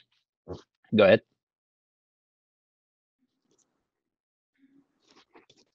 Before we start the video, unfortunately, the public will not be able to hear the video. WebEx Events doesn't support the audio, so we have sent the video to our council members on the phone. And we'll post it afterwards. Yes. Okay, it'll be part of that after. Thank you. Welcome to the Gilbert Police Department Communications section. The following is what occurred within a 2-minute time frame starting at 7:57 a.m. Hi there, it's on Queen Creek Road, just east of Lindsay Road. Okay, Queen Creek and Lindsay and Gilbert. What's happening? I just don't know. Okay, and it's just east of. Hi, I was in a car accident and my car is in the middle of the road. Hi, there's actually an accident on Queen Creek. Operator. Yes, there was an accident.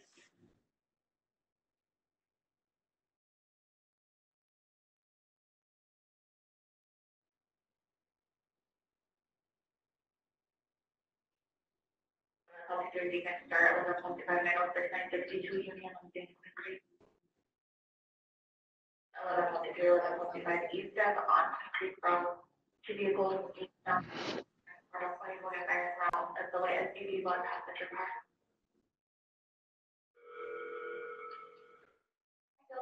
Hey, can we get you guys to ask for an accident on your deck today? Clean Creek SSC just done.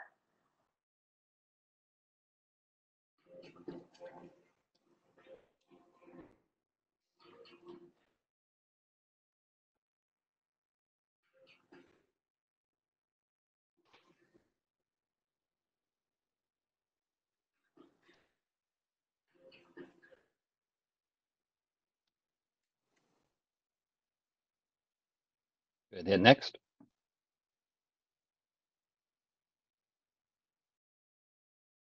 There we go.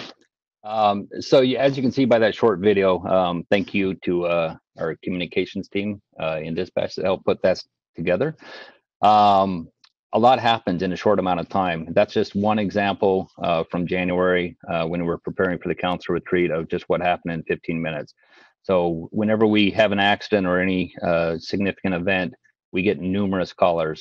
So all of our dispatchers are taking all those, whether it's non-emergency or 911, intaking and getting all that information, and then feeding that over to our dispatcher.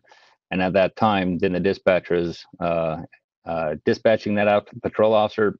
But as you can see, there's a lot of activity going on with just a simple traffic accident, as well as everything else that's still happening in the background.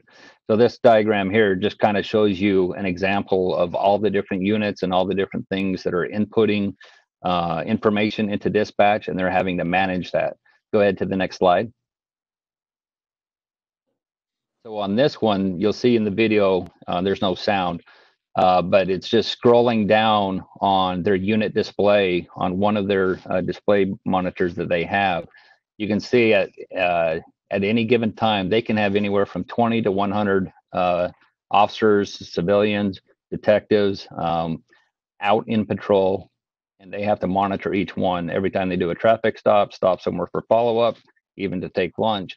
They're having to manage their activity on that location. So the expansion that we're asking for is going to help alleviate a lot of this concern that we have, not only on the fatigue that it's costing our dispatchers, but also officer safety, making sure that everyone's properly tracked, and they're doing a great job now. They're just overwhelmed with the amount of work they've got to do with the way we're currently structured. So go ahead to the next slide. Go ahead again. So as I mentioned, we've pretty much maximized everything we have currently as designed. In fiscal year 21, we will be adding 3 dispatch terminals, and by doing that, that will eliminate the last space we had, which is eliminating training space, that's eliminating break areas, and putting in additional terminals so that we have, through thankfully the positions that you've provided us over the last year and what we're proposing for this year, we are getting our staffing to where we can split our channels. We will be starting that this next year, where we will have 2 patrol channels.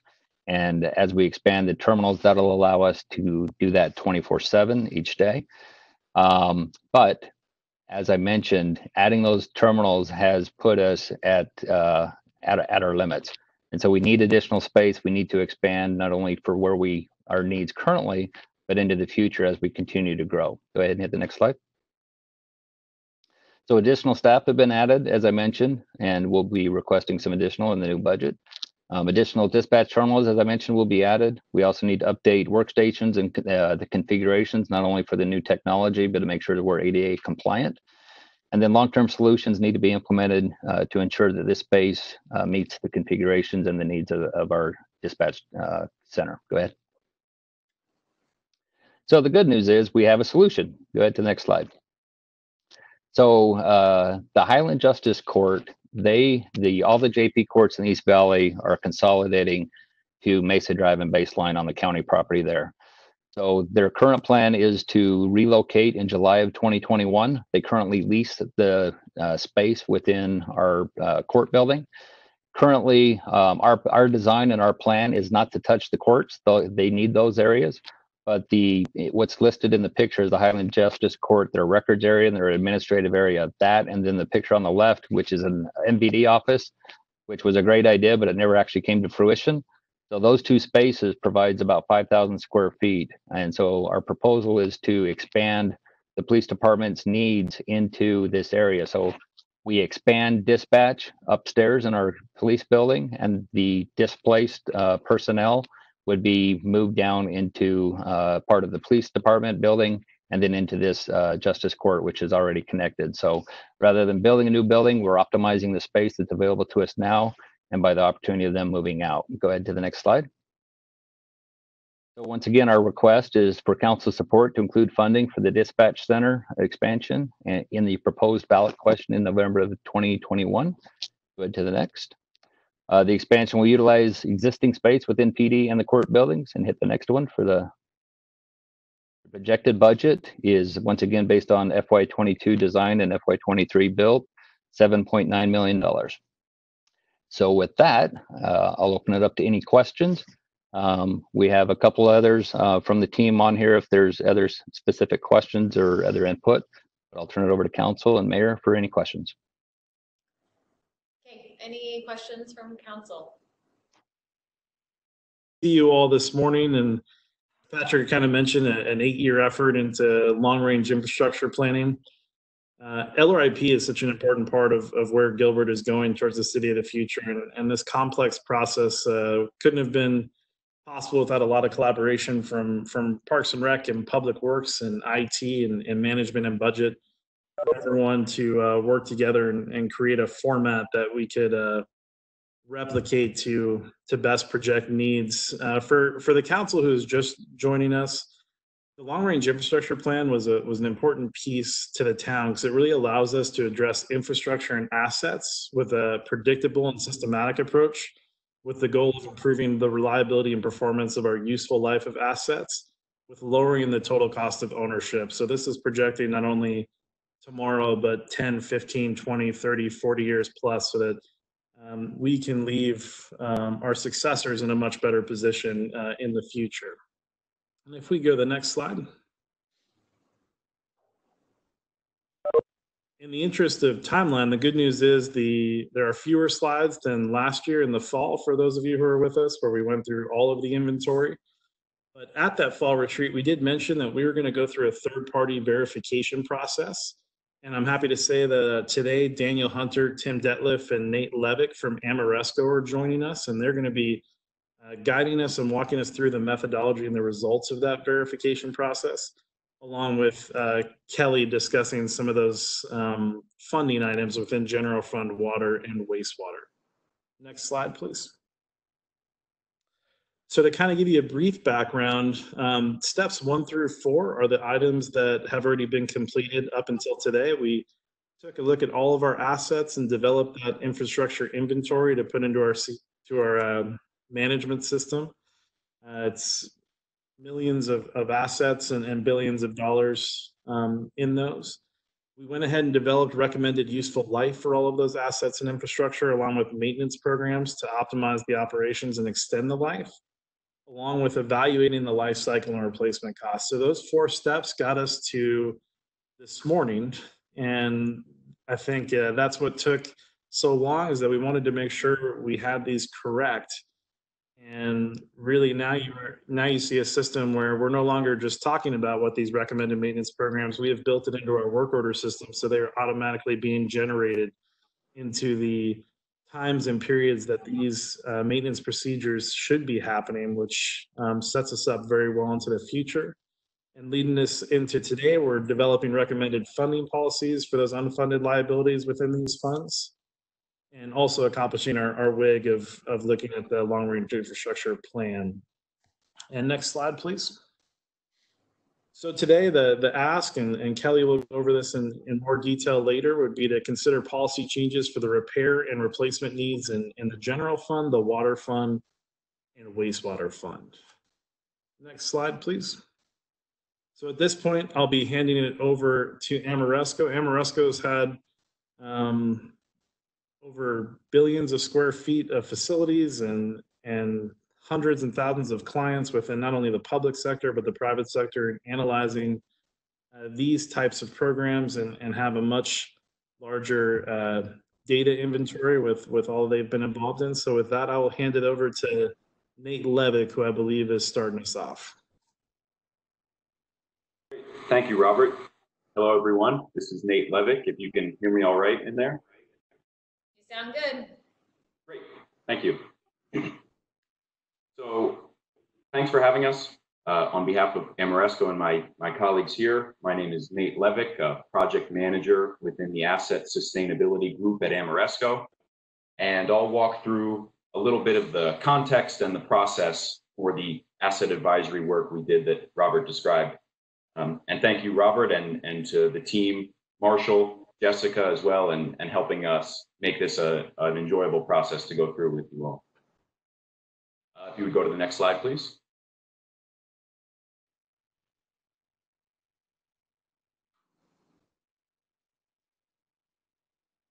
Just 1 second. There we go. Great. So a little bit to set the scene about who we are and what we do. I think Robert said it well, that some numbers, 3.2 billion square feet of assets kind of under our systems and management in our master database, and recent numbers, 88,000+ buildings, individual facilities, and those all come together to build that experience and that database upon which we can draw. We focus on holistic solutions and strategies for asset planning, asset management, and ultimately business case development. And that means decision frameworks, funding, strategies to create capital, and alternative ways to find that funding. With our project with Robert, Marshall, and Gilbert, we focused on the first of these three kind of pillars here, primarily needs analysis.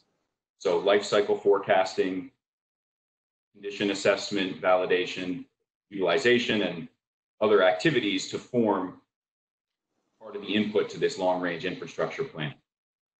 We also specialize in strategic planning and implementation metrics to measure and validate.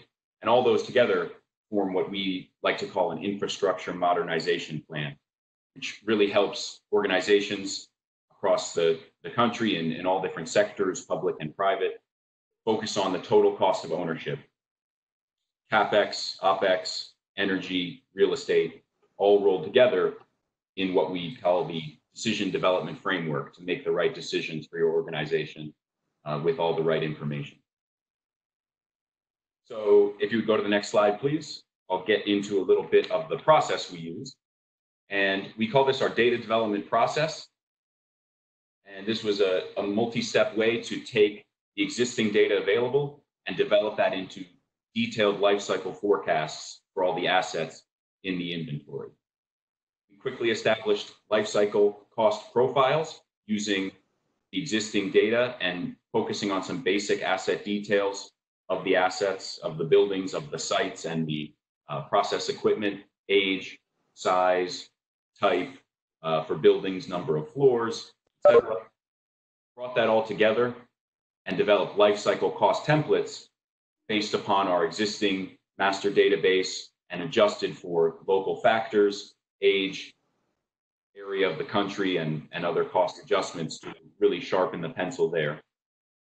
Building upon that, the green box represents the further data validation through incorporating other existing data sources and staff interviews with the Gilbert team, as well as a few specific targeted on-site validations as well. And through that further refinement, we're able to produce those detailed life cycle forecasts for each asset. Next slide, please.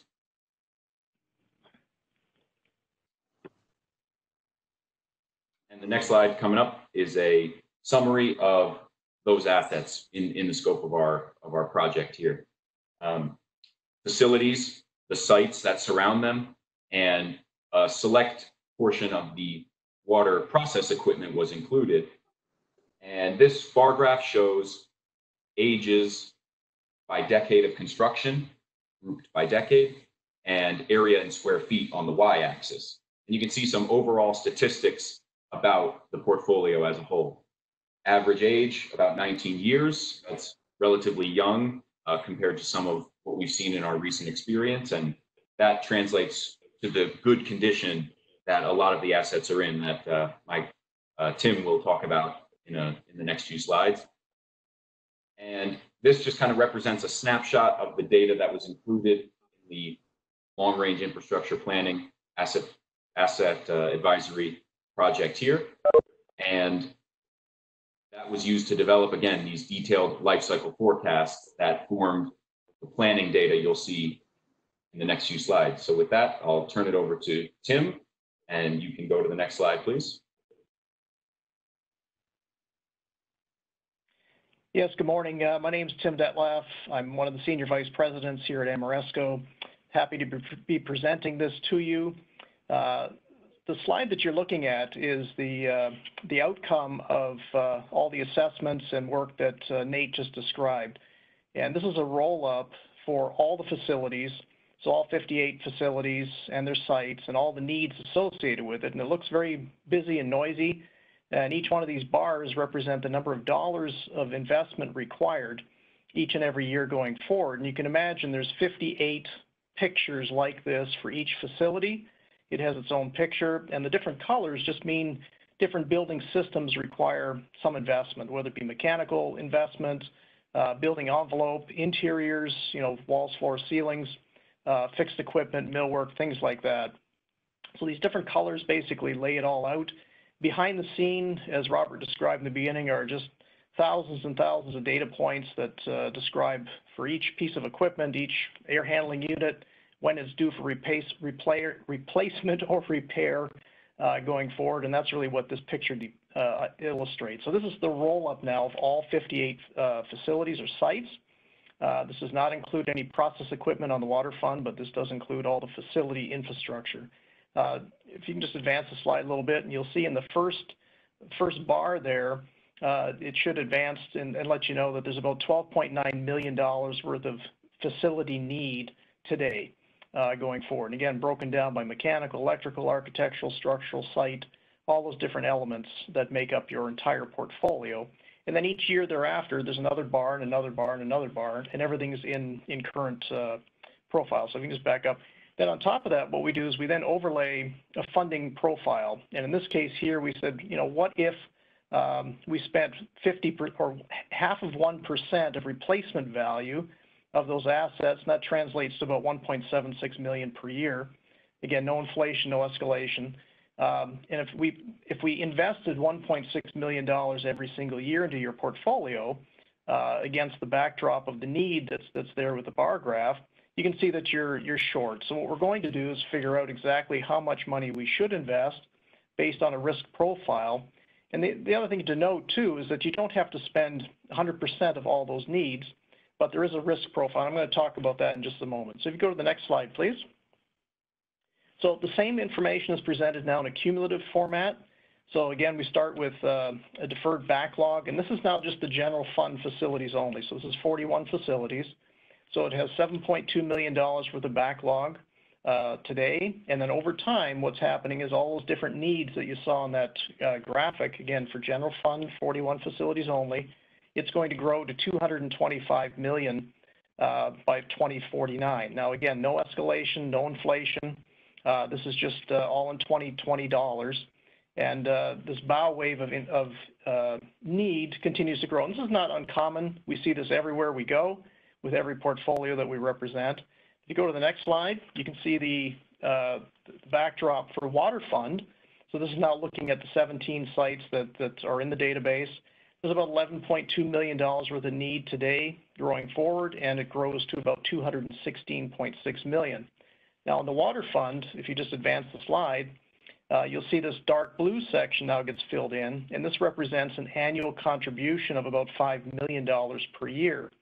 And what I'm always looking for, and what's always interesting, is how much is left unfunded in the light blue on the right-hand side. And you've got about $66.6 million worth of what we call unfunded liability.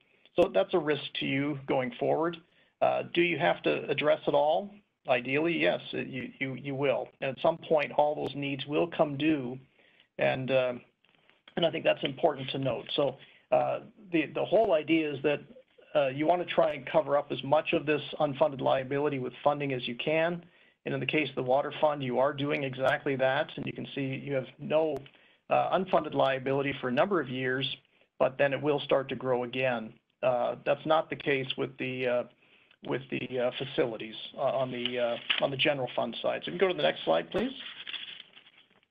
So there's an industry standard called Facility Condition Index, and some of you may be familiar with it, but it's an industry rating that measures the risk of each building.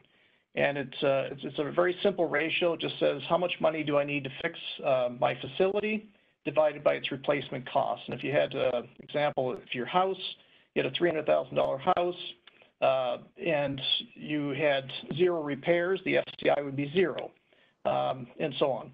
But the industry has put it into risk ratings, and they've said, 5% of your value. We're not talking houses here. We're talking different funds, both the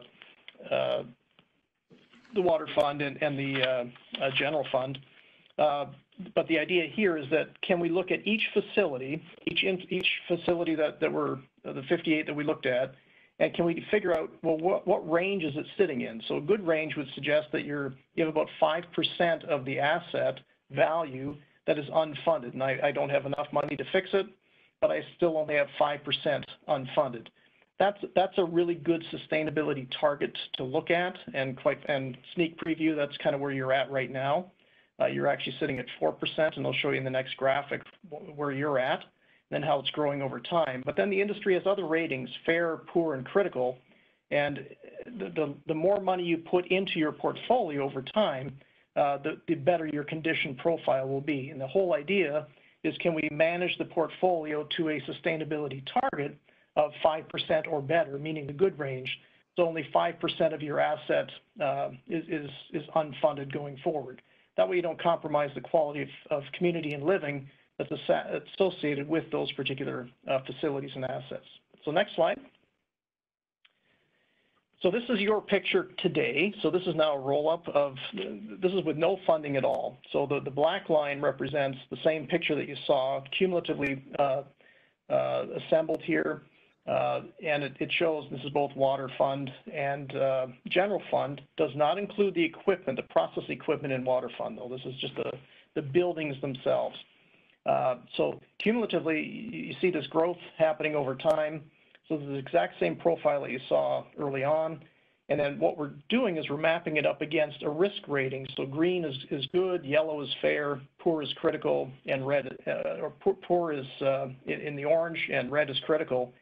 And if you applied 0 funding today, by the time you hit 2029, your entire portfolio of all 58 facilities on average would reach a critical state. Now that would be an unacceptable position for sure, and that's not what you're doing.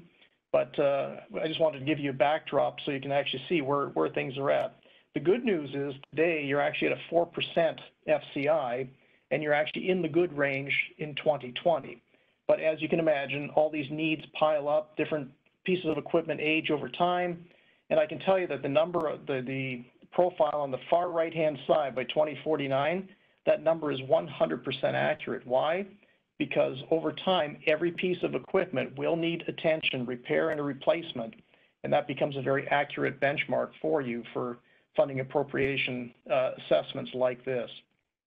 So what I can also tell you is that relative to other portfolios, you're actually in good shape. And obviously you are, you're at 4%, so it puts you in a good range. Other municipalities, counties, cities are struggling, and they're not in as good a condition as you are. So this is a tribute to your team, the work that they've done to maintain your portfolio at the level that it's at. But I can also tell you, based on my experience, that the rate of increase and the need that's growing over time is going to be more and more difficult for the existing team to handle it. It's just a whole lot of stuff coming at them. And so you're actually in an ideal position to start looking at, well, what kind of funding appropriation do I need? So anyways, this slide will get to a point where I want to figure out, well, how do I maintain myself at that green line? How do I fill that gap from the black squiggly line up top, which says, you know, I'm not putting any funding in, how much do I need to move to the poor range, or to the good range, I should say. And that's really what the next slide. So if you can advance the next slide, please. And we're stuck. So there we go. So this here would show the impact if you put $1.76 million per year. So the blue line would be 1.67 every single year going forward. And you can see you have quite a large gap to get you down to a risk rating that would be acceptable for the long term. So the next slide, and this is the drum roll. At the end of the day, what this says is that in order for me to achieve the same level of condition profile that I'm in today, which is at 5% FCI range, you're currently at 4, but if you want to stay around that range at 5%, stay in the good range, what I need is $9.1 million every single year for this group of assets. So for the 58 assets that are included, or facilities that are included in this analysis going forward. So we wanted to give you a sense of where that is. And obviously, the more money you put into this, the better the condition profile will be. But you don't have to spend 100%. You don't have to take care of 100%. We think it's very appropriate to be able to defer upwards of what we call 5% of the replacement value. That's where that dotted red line comes across. And what that does mean, if you defer up to 5%, that means you're not spending money on everything. You're not fixing everything, but you're maintaining the quality and space that you're in today and the quality that you're in today, but you do need $9.1 million per year. So that's kind of the analysis that goes behind this. And again, it's very quantifiable and very defensible. And over the 30 years, there's a number on the right-hand side of the slide that says you need $272 million in today's dollars going forward. So just wanted to give you a sense of that. So that's the situation. That's the state of the union, so to speak, for your portfolio. And again, we've seen many others like this, hundreds and hundreds and hundreds of these portfolios and profiles, and they're all different. And every building will have its own picture like this. So this is the portfolio rolled up. So all that said, if you go to the next slide, this is the last one I will talk to, but it really looks at, are there opportunities to try and solve that funding gap problem? So there's $9.1 million per year in funding that's required. And one of the things we look at is this term called capital creation strategies. And if you look at the little green icon in the left-hand side of your screen, we're trying to figure out, are there ways to create capital? So, for example, if you go up a little bit and you look at O&M, so operations and maintenance, if I did more maintenance on my portfolio, could I actually extend the life of building systems? Well, the answer is yes. Do I have enough staff to handle the future bow wave of need going forward? I can tell you without doing a detailed analysis, the answer is no, and you will need additional staff or a process in place to try and arrest that problem going forward. The other interesting thing here is that you have a lot of needs that are piling up over the next 5 years even, and a lot of them have to be replaced, a bunch of building systems, but a lot of them have energy savings attached to them as well. So if I replace an aging infrastructure or aging system with something more energy efficient, or even bring in renewable solutions, could I actually create capital and not have to go back and say I need the full $9.1 million per year? The answer is yes, you can. Capital program management, one of the last things I'll talk about is that if you have data, which you now have, you have all this data sitting in a tool called Asset Planner. And what it does, it allows you to look at both your CapEx needs, your capital needs, which I just went through with you, and then overlaying on top of that maintenance needs and energy needs, what we call the OpEx side of the equation. Blending those things together will help you actually improve your decision-making with respect to investments. So where do I invest next? Which building needs investment? Which piece of equipment needs to be repaired? Which one should be replaced? When should I do that? How do I order that? How do I assess the priorities around that? Well, that kind of data is now available inside your system. So I'll pass this on to Daniel and look forward to any questions you might have later on. Thank you, Tim. Sound check. Can you hear me okay? We can hear you. Excellent. Thank you. I'll apologize in advance if we've got 4 kids that we're homeschooling here, and my 5-year-old likes to make cameo appearances, so you might see her at some point during this. I'm going to go through these slides a little bit quicker, just to be sensitive to the time that I've seen on your agenda today, but I'm just going to make some quick points on each of these slides. So as Tim was talking about,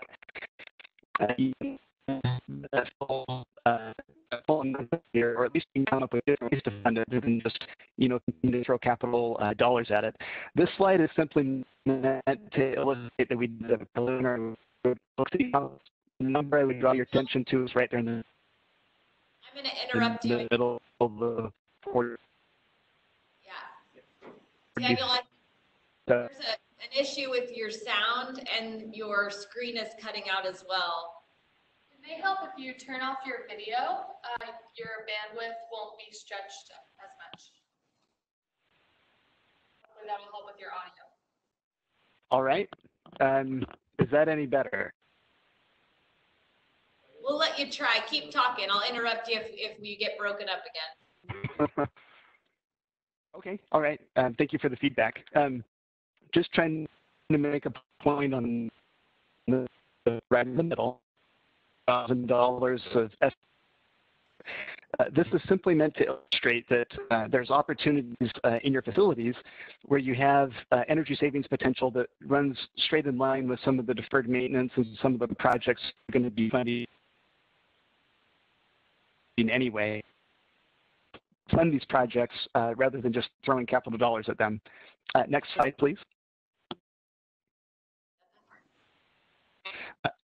Yeah, great. The next slide is going to go into looking at your portfolios, going back to some of the bars that Tim had. And this is simply meant to illustrate that Tim had showed a bar graph with a lot of different colors. This is just narrowing it down to 2 or 3 colors: MEP, mechanical, electrical, and plumbing. And just in the first 5 years, since 2020, the first bars. Daniel, I'm so sorry. It is really difficult for us to understand you. We're getting about every half word. 14 million. Gotcha. Let me see. Yeah, it might be easier if you call in. I understand because when you're homeschooling, and I have 4 kids too, all of your bandwidth is being taken by other devices. I totally get it. Yeah. Valerie's going to email you the call-in information right now. We'll take a 2. Okay. You want me to do my pieces? And then Okay, we'll come back to you, Daniel. Kelly's going to do her pieces, and then Valerie will tag you back in, and we'll go back. Okay, fair. Thank you. You bet. 22.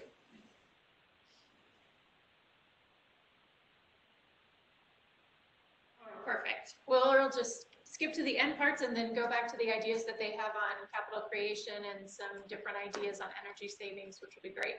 So we've looked at the objective verification process. We're going to look at general fund, water fund, wastewater fund, and what's needed there. So we took the information from Amoresco. I need to click on the screen so I can advance. We took the information from Amoresco and split it out into those funds, and then also added additional infrastructure like processing equipment and other things that weren't covered within their scope, but that are part of the assets that we need to be maintaining. And so this is an even larger scope.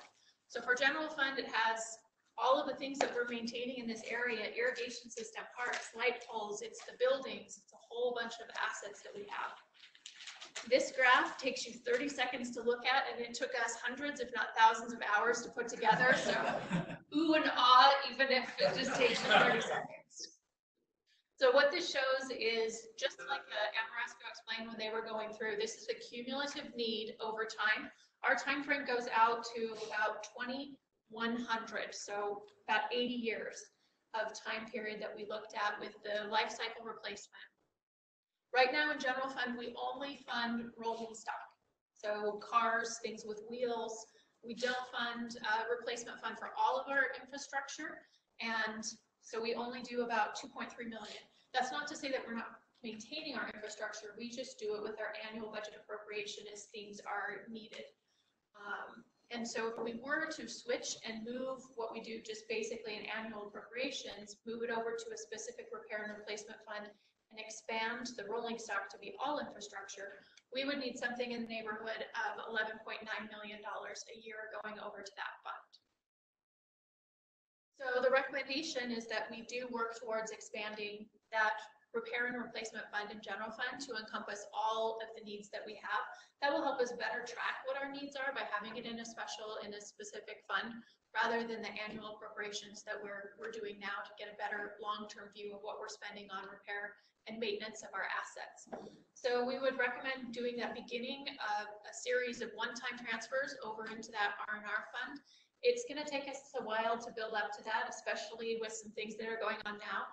But even before that, our recommendation was to take about 5 years, so through 2025, working to build up to that $11.9 million amount.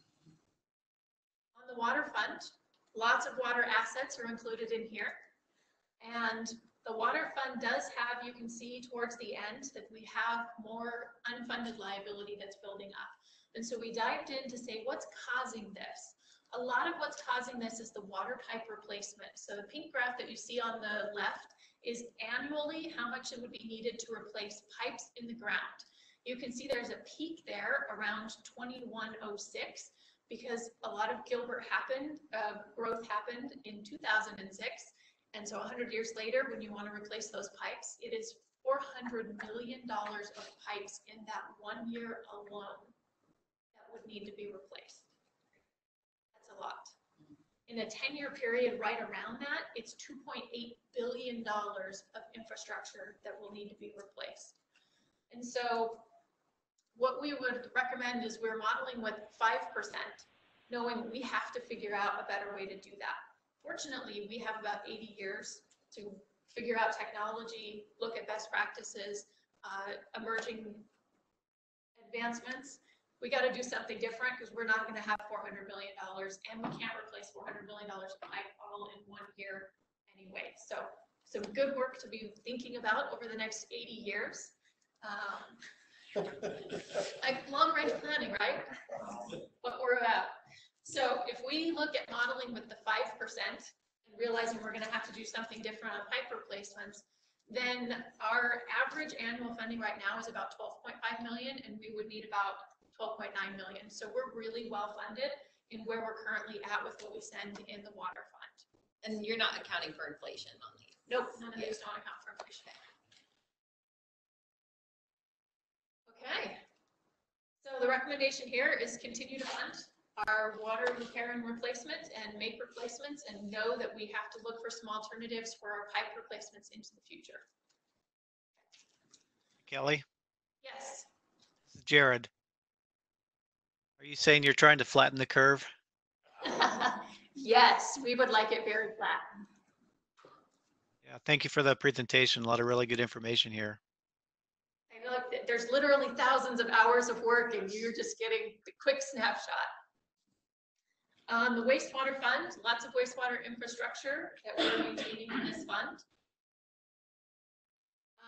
One of the things in this area are manhole R&R, and this is very similar to the pipes that we just looked at in the water fund. Right now, we do an epoxy coating. It takes about $10,000 per manhole, and it has a 10-year life cycle. That cost is not sustainable for us because it's too much cost for the useful life. They're looking at two different options. One is a structural epoxy, and that's the white coating that you see in the picture to the right.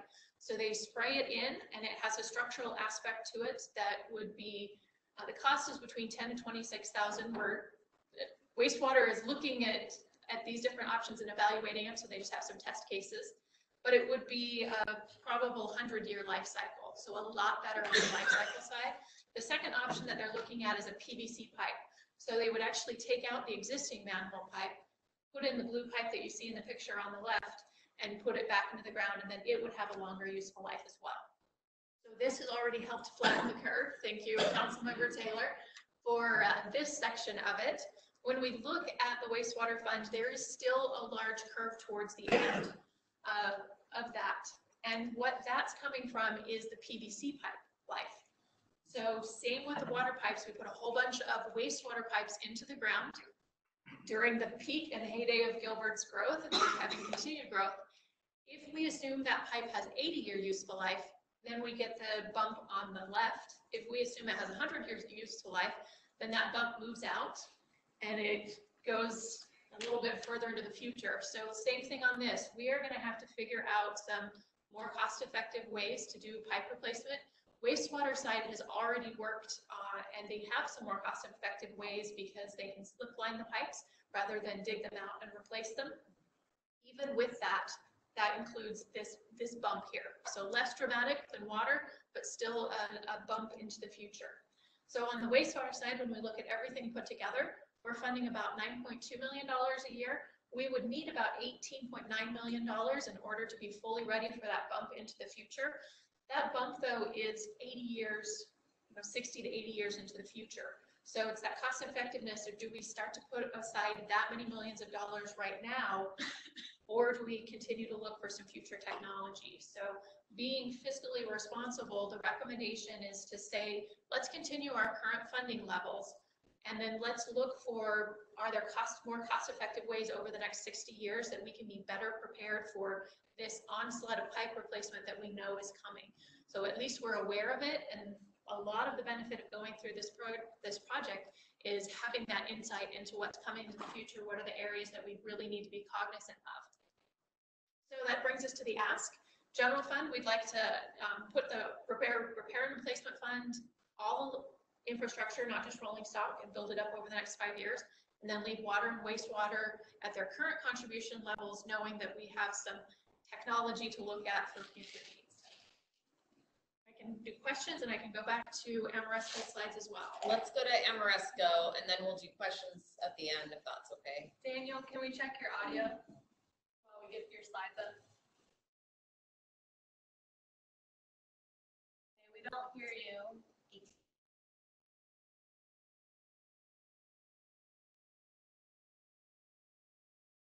Daniel, can you check your mute button?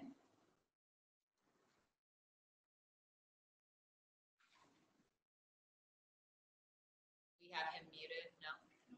Okay, we don't have you muted, Daniel, but we can't hear you.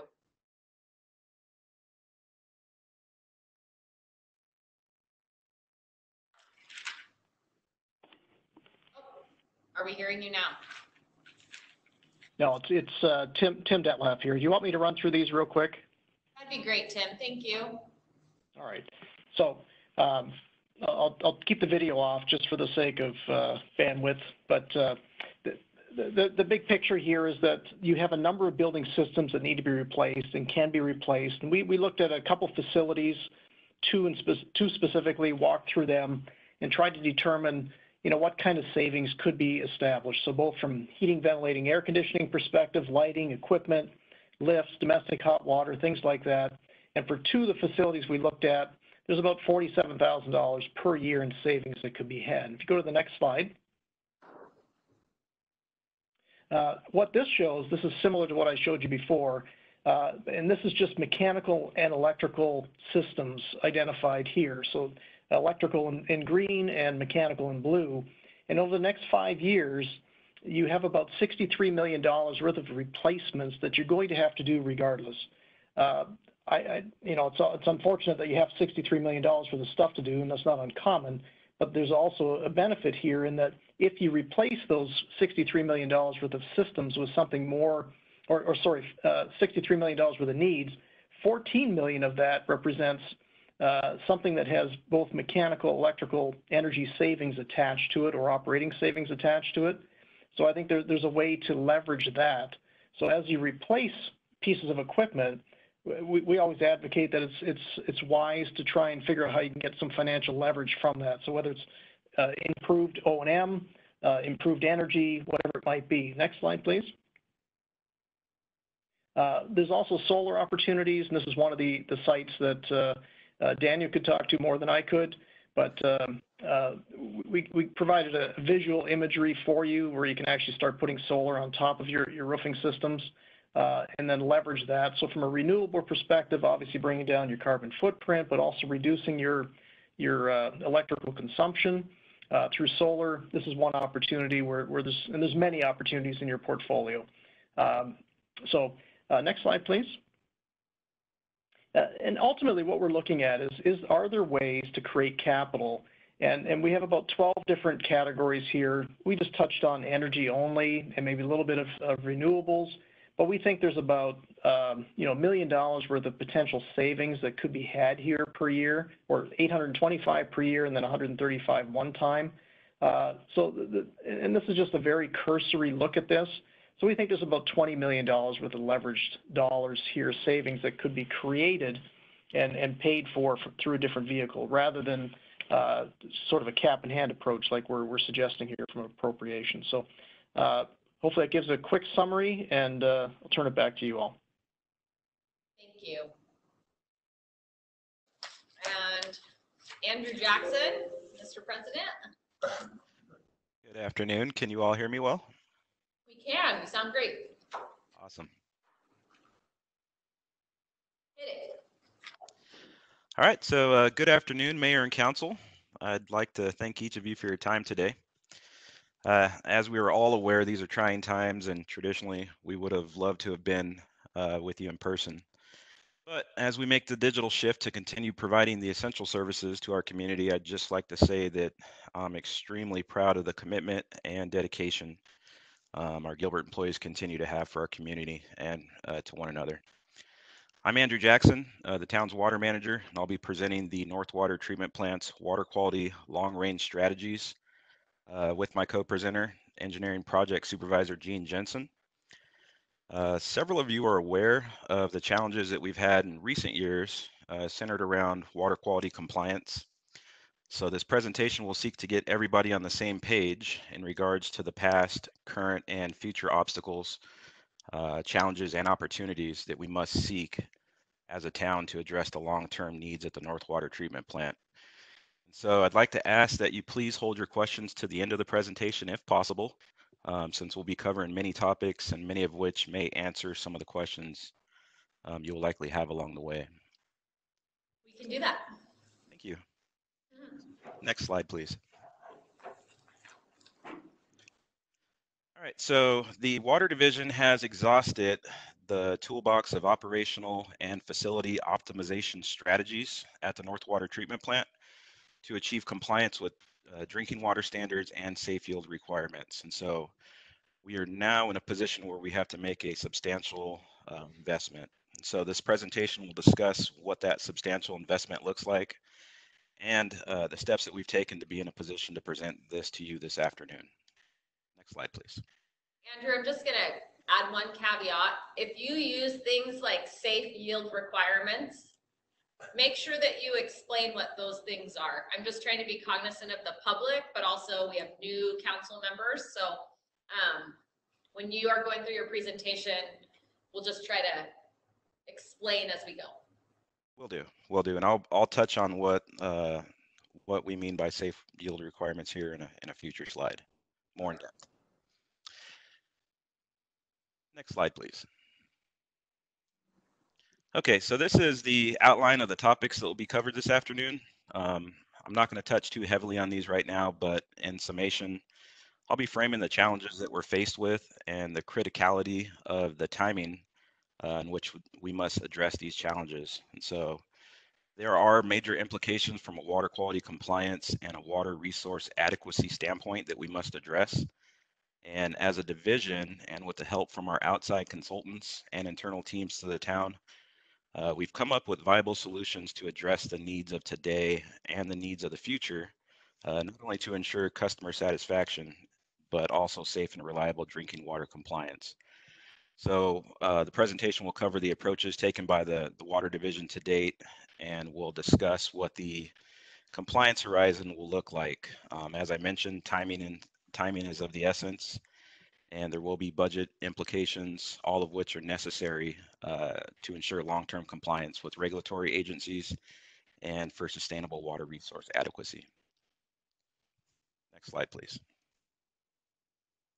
Okay, so now I'll go ahead and jump into the framework of water quality compliance. So if we can jump into the next slide. Okay, so we thought it would be best to start with a timeline to illustrate where we've been and the route we must take to ensure continued success in the water division. In 2006, the US EPA established new drinking water regulations, and these were established for all community water systems to follow for regulatory compliance. The Stage 1 disinfectants and disinfection byproducts rule was established to reduce drinking water exposure to disinfection byproducts. The rule applies to community water systems, and Gilbert is one of 52,000 community water systems in the US. In 2012, all of the community water systems were required to have measures in place to protect consumers from these disinfection byproducts. So this is when the new compliance monitoring began. Gilbert currently has 8 regulatory compliance sites, and these sites are sampled on a quarterly basis. The results of these samples are provided to our regulatory bodies. The US EPA has established maximum contaminant levels, also known as MCLs, for each of the disinfection byproducts. And so a running annual average for each compliance site is calculated to determine compliance with the MCLs that are set for each of the water quality constituents that we have to test against. We also sample water throughout the distribution system at 150 sites that are geographically located throughout the town. So we monitor these additional sites on a monthly basis to ensure compliance standards are met. I'll further add that the rule was further expanded into a Stage 2 disinfectants and disinfection byproduct rule. And both rules are aimed basically to improve drinking water quality. So the rules do not, or actually they do this by providing protection from disinfection byproducts. And so these byproducts, if consumed in excess of the EPA standard over many years, are known to increase health risks.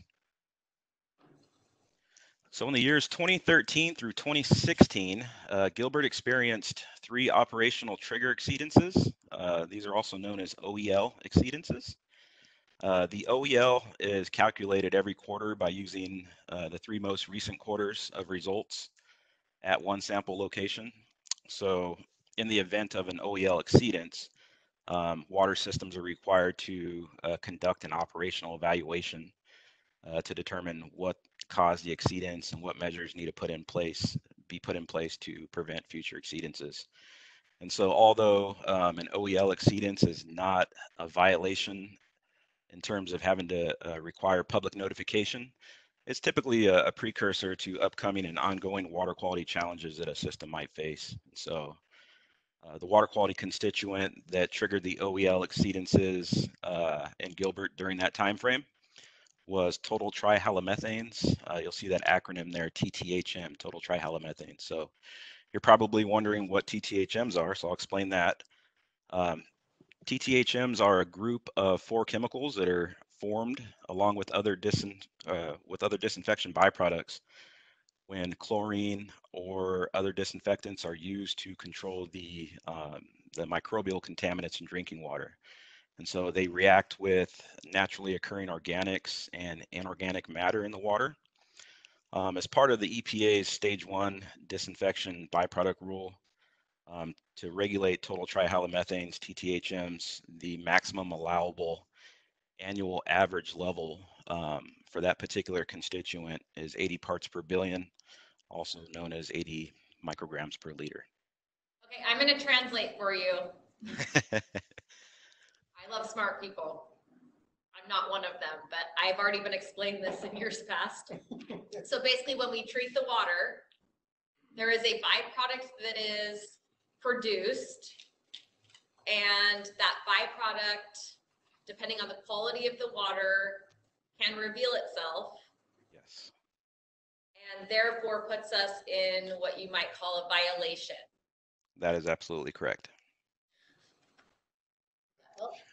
So for those of you that remember, in 2017, the town experienced 2 TTHM violations in Zone 1 of our water distribution system.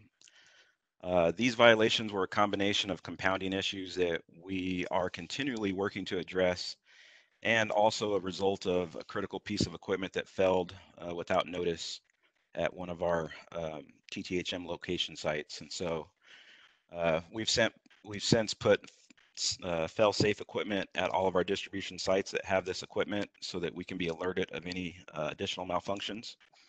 Additionally, many projects and studies have taken place since these violations that we will be summarizing during the course of this presentation. In 2018, Gilbert's Integrated Water Resources Master Plan was updated. And the master plan is typically updated every 5 years. And the update reiterated the importance of putting measures in place to meet safe yield. And so safe yield is essentially the water that we have in our stored water credits.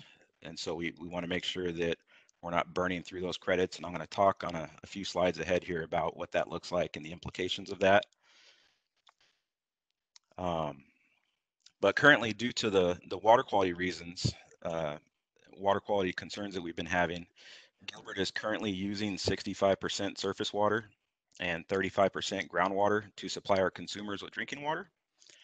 And so in the near future, it was identified in the update that we will need to reduce groundwater usage from 35% annually to 10% annually, as it's critical that we need to reduce the long-term structural deficit for our stored water credits. And so, as I mentioned, I'll be talking about the implications of burning through those credits here in a few slides. But as a result of the TTHM violations in 2017, the Water Division initiated a first ever water quality master plan, and that was completed in May of 2019. And along with other dire needs, the water quality master plan confirmed that the most profound water quality challenge facing Gilbert is going to be the compliance with the stage 1 and stage 2 disinfectant and disinfection byproduct rules, specifically with respect to total trihalomethane concentrations. So near the end of 2018 and the first half of 2019, the North Water Treatment Plant had a once-in-a-decade opportunity to go through a complete dry-up, as our water provider, SRP, had to undertake major maintenance projects on their canal delivery system. And so we took advantage of this opportunity by initiating a first ever full scope condition assessment of the North Water Treatment Plant. And that effort evaluated all of the current facilities, the equipment for its condition, the level of service, the risk of failure, and provided us with accurate, reliable replacement intervals for all the pieces of equipment at the plant. Additionally, the effort developed over 30 capital projects that must be completed at the North Water Treatment Plant within the next 10 years to maintain operational and structural integrity. However, these repairs are structural in nature and will not address the North Water Treatment Plant's current inability to meet stage 2 disinfection byproduct regulations. So we will cover the results of the assessment in later slides. You may be wondering how the census ties into the timeline. So when Gilbert's population officially exceeds 250,000 residents served, as demonstrated by our next census, Gilbert's water system will have to redistribute the 8 existing compliance TTHM location sites to 12 locations that are representative of the areas in Gilbert with the highest TTHM results. And so in examining the results of the testing and existing compliance sites versus the 150 locations that we've been sampling over the last couple of years, it's pretty clear that the existing compliance sampling locations no longer represent the highest TTHM concentrations that the redistributing sites will present. And so we're going to have some regulatory compliance challenges. So this also means that the running annual average at each site, each of the 12 new sites, will start from scratch. And so any site that is above that maximum contaminant level will cause an instant violation. And that violation would require public notice, pretty similar to the notices that went out in 2017. And so we anticipate the final census results to be available around the third quarter of 2021, which means that the new compliance monitoring for the 12 sites will begin in the first quarter of 2022. And I'll be discussing the compliance horizon on future slides. Can we go to the next slide, please? Okay, so a great way to illustrate the challenges we are faced with respect to TTHM compliance is by looking at a heat map. And so these heat maps show a culmination of TTHM testing that we performed between 2017 and 2019. And like most heat maps, green shows areas where we are consistently under the 80 parts per billion threshold for TTHMs. The black line in the middle of the map indicates the influence from each of our water treatment plants. And so Santan Vista Water Treatment Plant, that's located in the southern end of our system. That's going to be below the black line. You'll see that most of the areas that are influenced by that particular treatment plant are well within compliance. Santan receives water from Central Arizona Project, and so the water quality of this source continues to be very consistent. Plus the Santan Vista, with the recent expansions and just the change in technology that we have present at that particular plant, puts us in a position to where we're future-proof in terms of needing to address water quality concerns. However, this is not the case for the North Water Treatment Plant. And so the area above the black line is serviced by the North Water Treatment Plant, and the source water for this area comes from SRP, which has much more challenging water to deal with in terms of water quality. And I'll be discussing that also in future slides. But you'll notice that there are many pocketed areas where TTHMs continue to be higher. Water age is a factor in the formation of TTHMs. And we have been working to optimize our sites and pumping strategies to minimize water age in the distribution system. But what you're seeing here, this is all Q3 data from the 150 sampling sites that are distributed throughout the town's water distribution system. And so Q3 continues to be the more challenging quarter that we have to deal with due to the temperature. It's a lot hotter, and the organics, the levels of organics are a lot higher that are being provided from our water provider. And so this problem is pretty much inherent to Zone 1. Groundwater can be used to mitigate the issue. However, it's not a sustainable practice, as we'll continue to burn through our stored water credits. And so the water at Santan is much less reactive. Next slide, please. You guys, 1 second. Do you guys get the idea of stored water credits? We can explain that. Okay. Let's have somebody, Patrick, will you explain? Oh, Eric. Eric. Yes, Mayor and Council. I was just thinking about your jars of water. Remember how you brought us SRP water one time and CAP water, and you like visually showed us? Mm-hmm. Yeah. That's what I was difference. about, as we were talking about it. Okay. But if you could explain water credits, stored water credits, and what that means. Sure. So in Arizona, especially in the highly populated areas of the state, the usage of groundwater for our municipal purposes is highly regulated because groundwater in the desert does not get replenished naturally very quickly. So it's kind of a one-time use resource.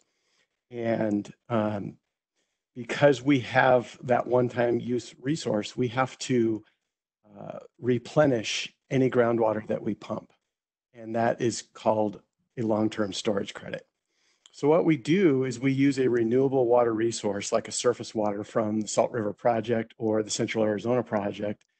And when we have an abundance of that resource and not the demand on that resource, we will actually store it for future use, which develops that groundwater credit. This is what we do at the riparian preserve with all of our effluent, as well as some surface water supplies. And so we use these groundwater credits like your savings account. It's a use that we can store for a time of drought in the future or a shortage on our surface water supplies. And we have stored those supplies in times of abundance in the past. And as you all know, the times of abundance are over as far as surface water supplies from the Colorado River or from our in-state resources. And so it's important for us to not dip into our water credits at a time when we're not in a shortage. And that's actually what is happening with our groundwater pumping to offset some of these hotspots, as Andrew will discuss a little bit more closely. Thank you, Eric. We're good. Andrew, carry on. Right. Next slide, please. Okay, if you can click, I want to say 1 or 2 times real quick. Okay, that's perfect. Okay, so this is a look at the Q3 data from the previous slides. Each of the lines that you see represent one of the 150 sampling points that we've taken samples from. The green lines represent our current 8 compliance sites that are sampled on a quarterly basis per regulatory requirements. And so you will notice that a third of our sites rise above that TTHM maximum contaminant level of 80 micrograms per liter, and that the current 8 sites continue to fall below the MCL. And this is a direct result of the work that we've been doing over the last several years to optimize our system in those areas. We will continue to work towards optimization of the remaining sites that fall above the MCL, but we are now at a point where we've exhausted all of our tools in the toolbox. And so, as I mentioned in prior slides, 2022 will be when the redistribution takes place. And so if you can click one more time, please. Okay, so the orange lines represent what the redistribution will look like moving forward once we have the 12 new compliance sites. The redistribution of the sites is not proportional, so it will be based on the highest risk in the water distribution system, and so this is determined via water age, any historical data that we have, and its representative geographical separation will be how the new sites will be distributed. And so, as you see, when we have those 12 new sites, we're going to have quite a few areas as of today that would be out of compliance. Can we go to the next slide, please? Okay, so now I'm going to touch on the water resources impacts as well. Next slide, please. So I want to touch on the variability of the source water that we experience with water delivered by SRP. The graphic on the right illustrates the watershed area for both the Salt and Verde rivers. SRP source water is highly variable. The Salt River is known to have and continues to have high DBP formation potential. The turbidity, which is the clarity of the water, continues to be a challenge with that particular water source, and that water is high in organics. The Verde River has elevated arsenic and has challenges with the color, and we also get well water from SRP. So we have those 3 sources that they provide us water, and those sources historically were changed on a seasonal basis, but with the recent catastrophic wildfires and drought and the intensified wet and dry cycles, these changes are now happening sometimes on a daily basis. Quite frequently it's weekly, but it's happening more often, and what that does is that poses a challenge for us when the variability of the water continues to change. And I'll just note that the North Water Treatment Plant was designed during a substantially less volatile water portfolio, and so as the watershed gets older, as these wildfires continue to happen, the watershed is getting worse and worse. Next slide, please. So in December of 2019, there was an 18-month assessment that was completed to determine the health of the Verde River watershed, and the assessment was coordinated between 16 different agencies. And so this report card looked at a number of indicators to determine the overall condition of the Verde River watershed. And as you'll see, overall in the center of that chart in the middle, that graph, you'll see that the water quality or the watershed received a C+ grade. However, the concern that continues to surface and continues to be the realm that we live in on a daily basis is that the water quality certainty of the watershed is a challenge. You'll notice on the color coding, you'll see that the water quality certainty received the only F grading of all of the indicators that were evaluated. And so this rating is a result, as I mentioned, of the condition of the watershed, all the fires that have happened in recent years, and the quality of the watershed just continues to be a problem.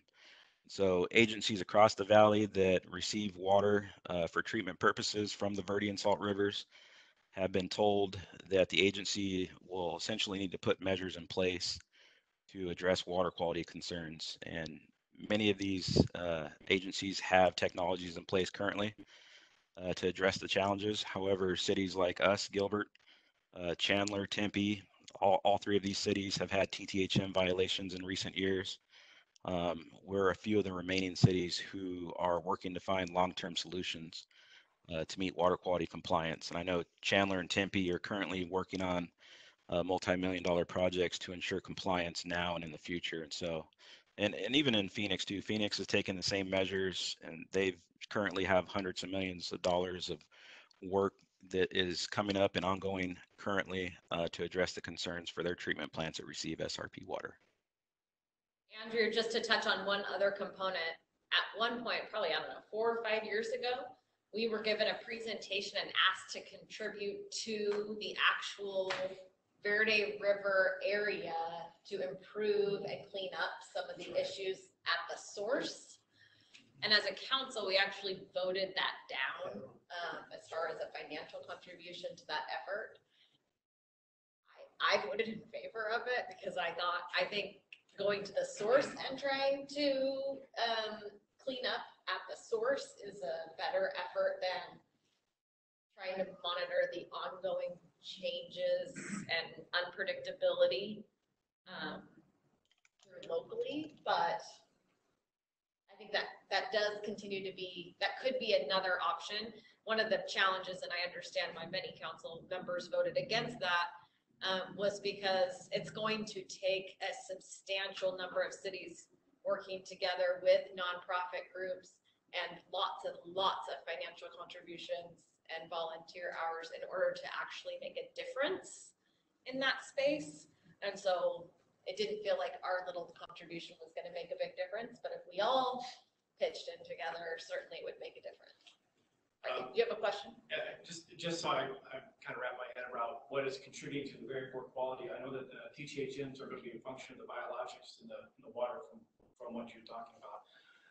Is the very poor water quality still more biologically related, or I'm sorry, organically, or is it inorganic? And is our water quality? I'm not seeing anything that if we go back one slide, you'll see that. Sorry, Nikki. So catastrophic wildflower drought, intensified wet and dry cycles. So none of this is indicative of like system erosion, anything coming down. It's all organic materials that are something. I just want to make sure I know what we're trying to clean up. Yeah. Eric, do you want to touch on that component? That's the arsenic. Yeah, like where does the arsenic come from? I know it exists in nature, so it just happens to be next to the river somewhere. Sure. So some of the issues listed there are natural. Like you just mentioned, council member, elevated arsenic is natural product of the rock that the water travels over. And so some of those issues have been there. The elevated organics, when we have these catastrophic wildfires, all of the ash and sediment runs off when we have storms over the watershed because there's no longer roots to hold that water back. And so it runs off into the reservoirs. And over time, that sediment and ash mixes in the reservoirs, and then it makes its way down to our water treatment plant. So that is a major change over the watershed in the last 30 years. You might recall, you've lived in Arizona since the 90s. The Dude Fire in 1994 was the state's largest wildfire ever at that time, and it was about 17,000 acres. And the wildfire was in 2013 was over 500,000 acres. So the landscape is drastically changing, which is a new change since our water treatment plant was built, as well as the operations of the SRP system has changed. And Andrew will touch on that, but essentially there are now 3 sources of water that go into our water treatment plant: the Salt River, the Verde River, and groundwater. And that used to be much more predictable, and it is very less predictable these days because of the way SRP is operating their system to maximize the use of the resource when it is available. Okay, thank you. Back to Andrew.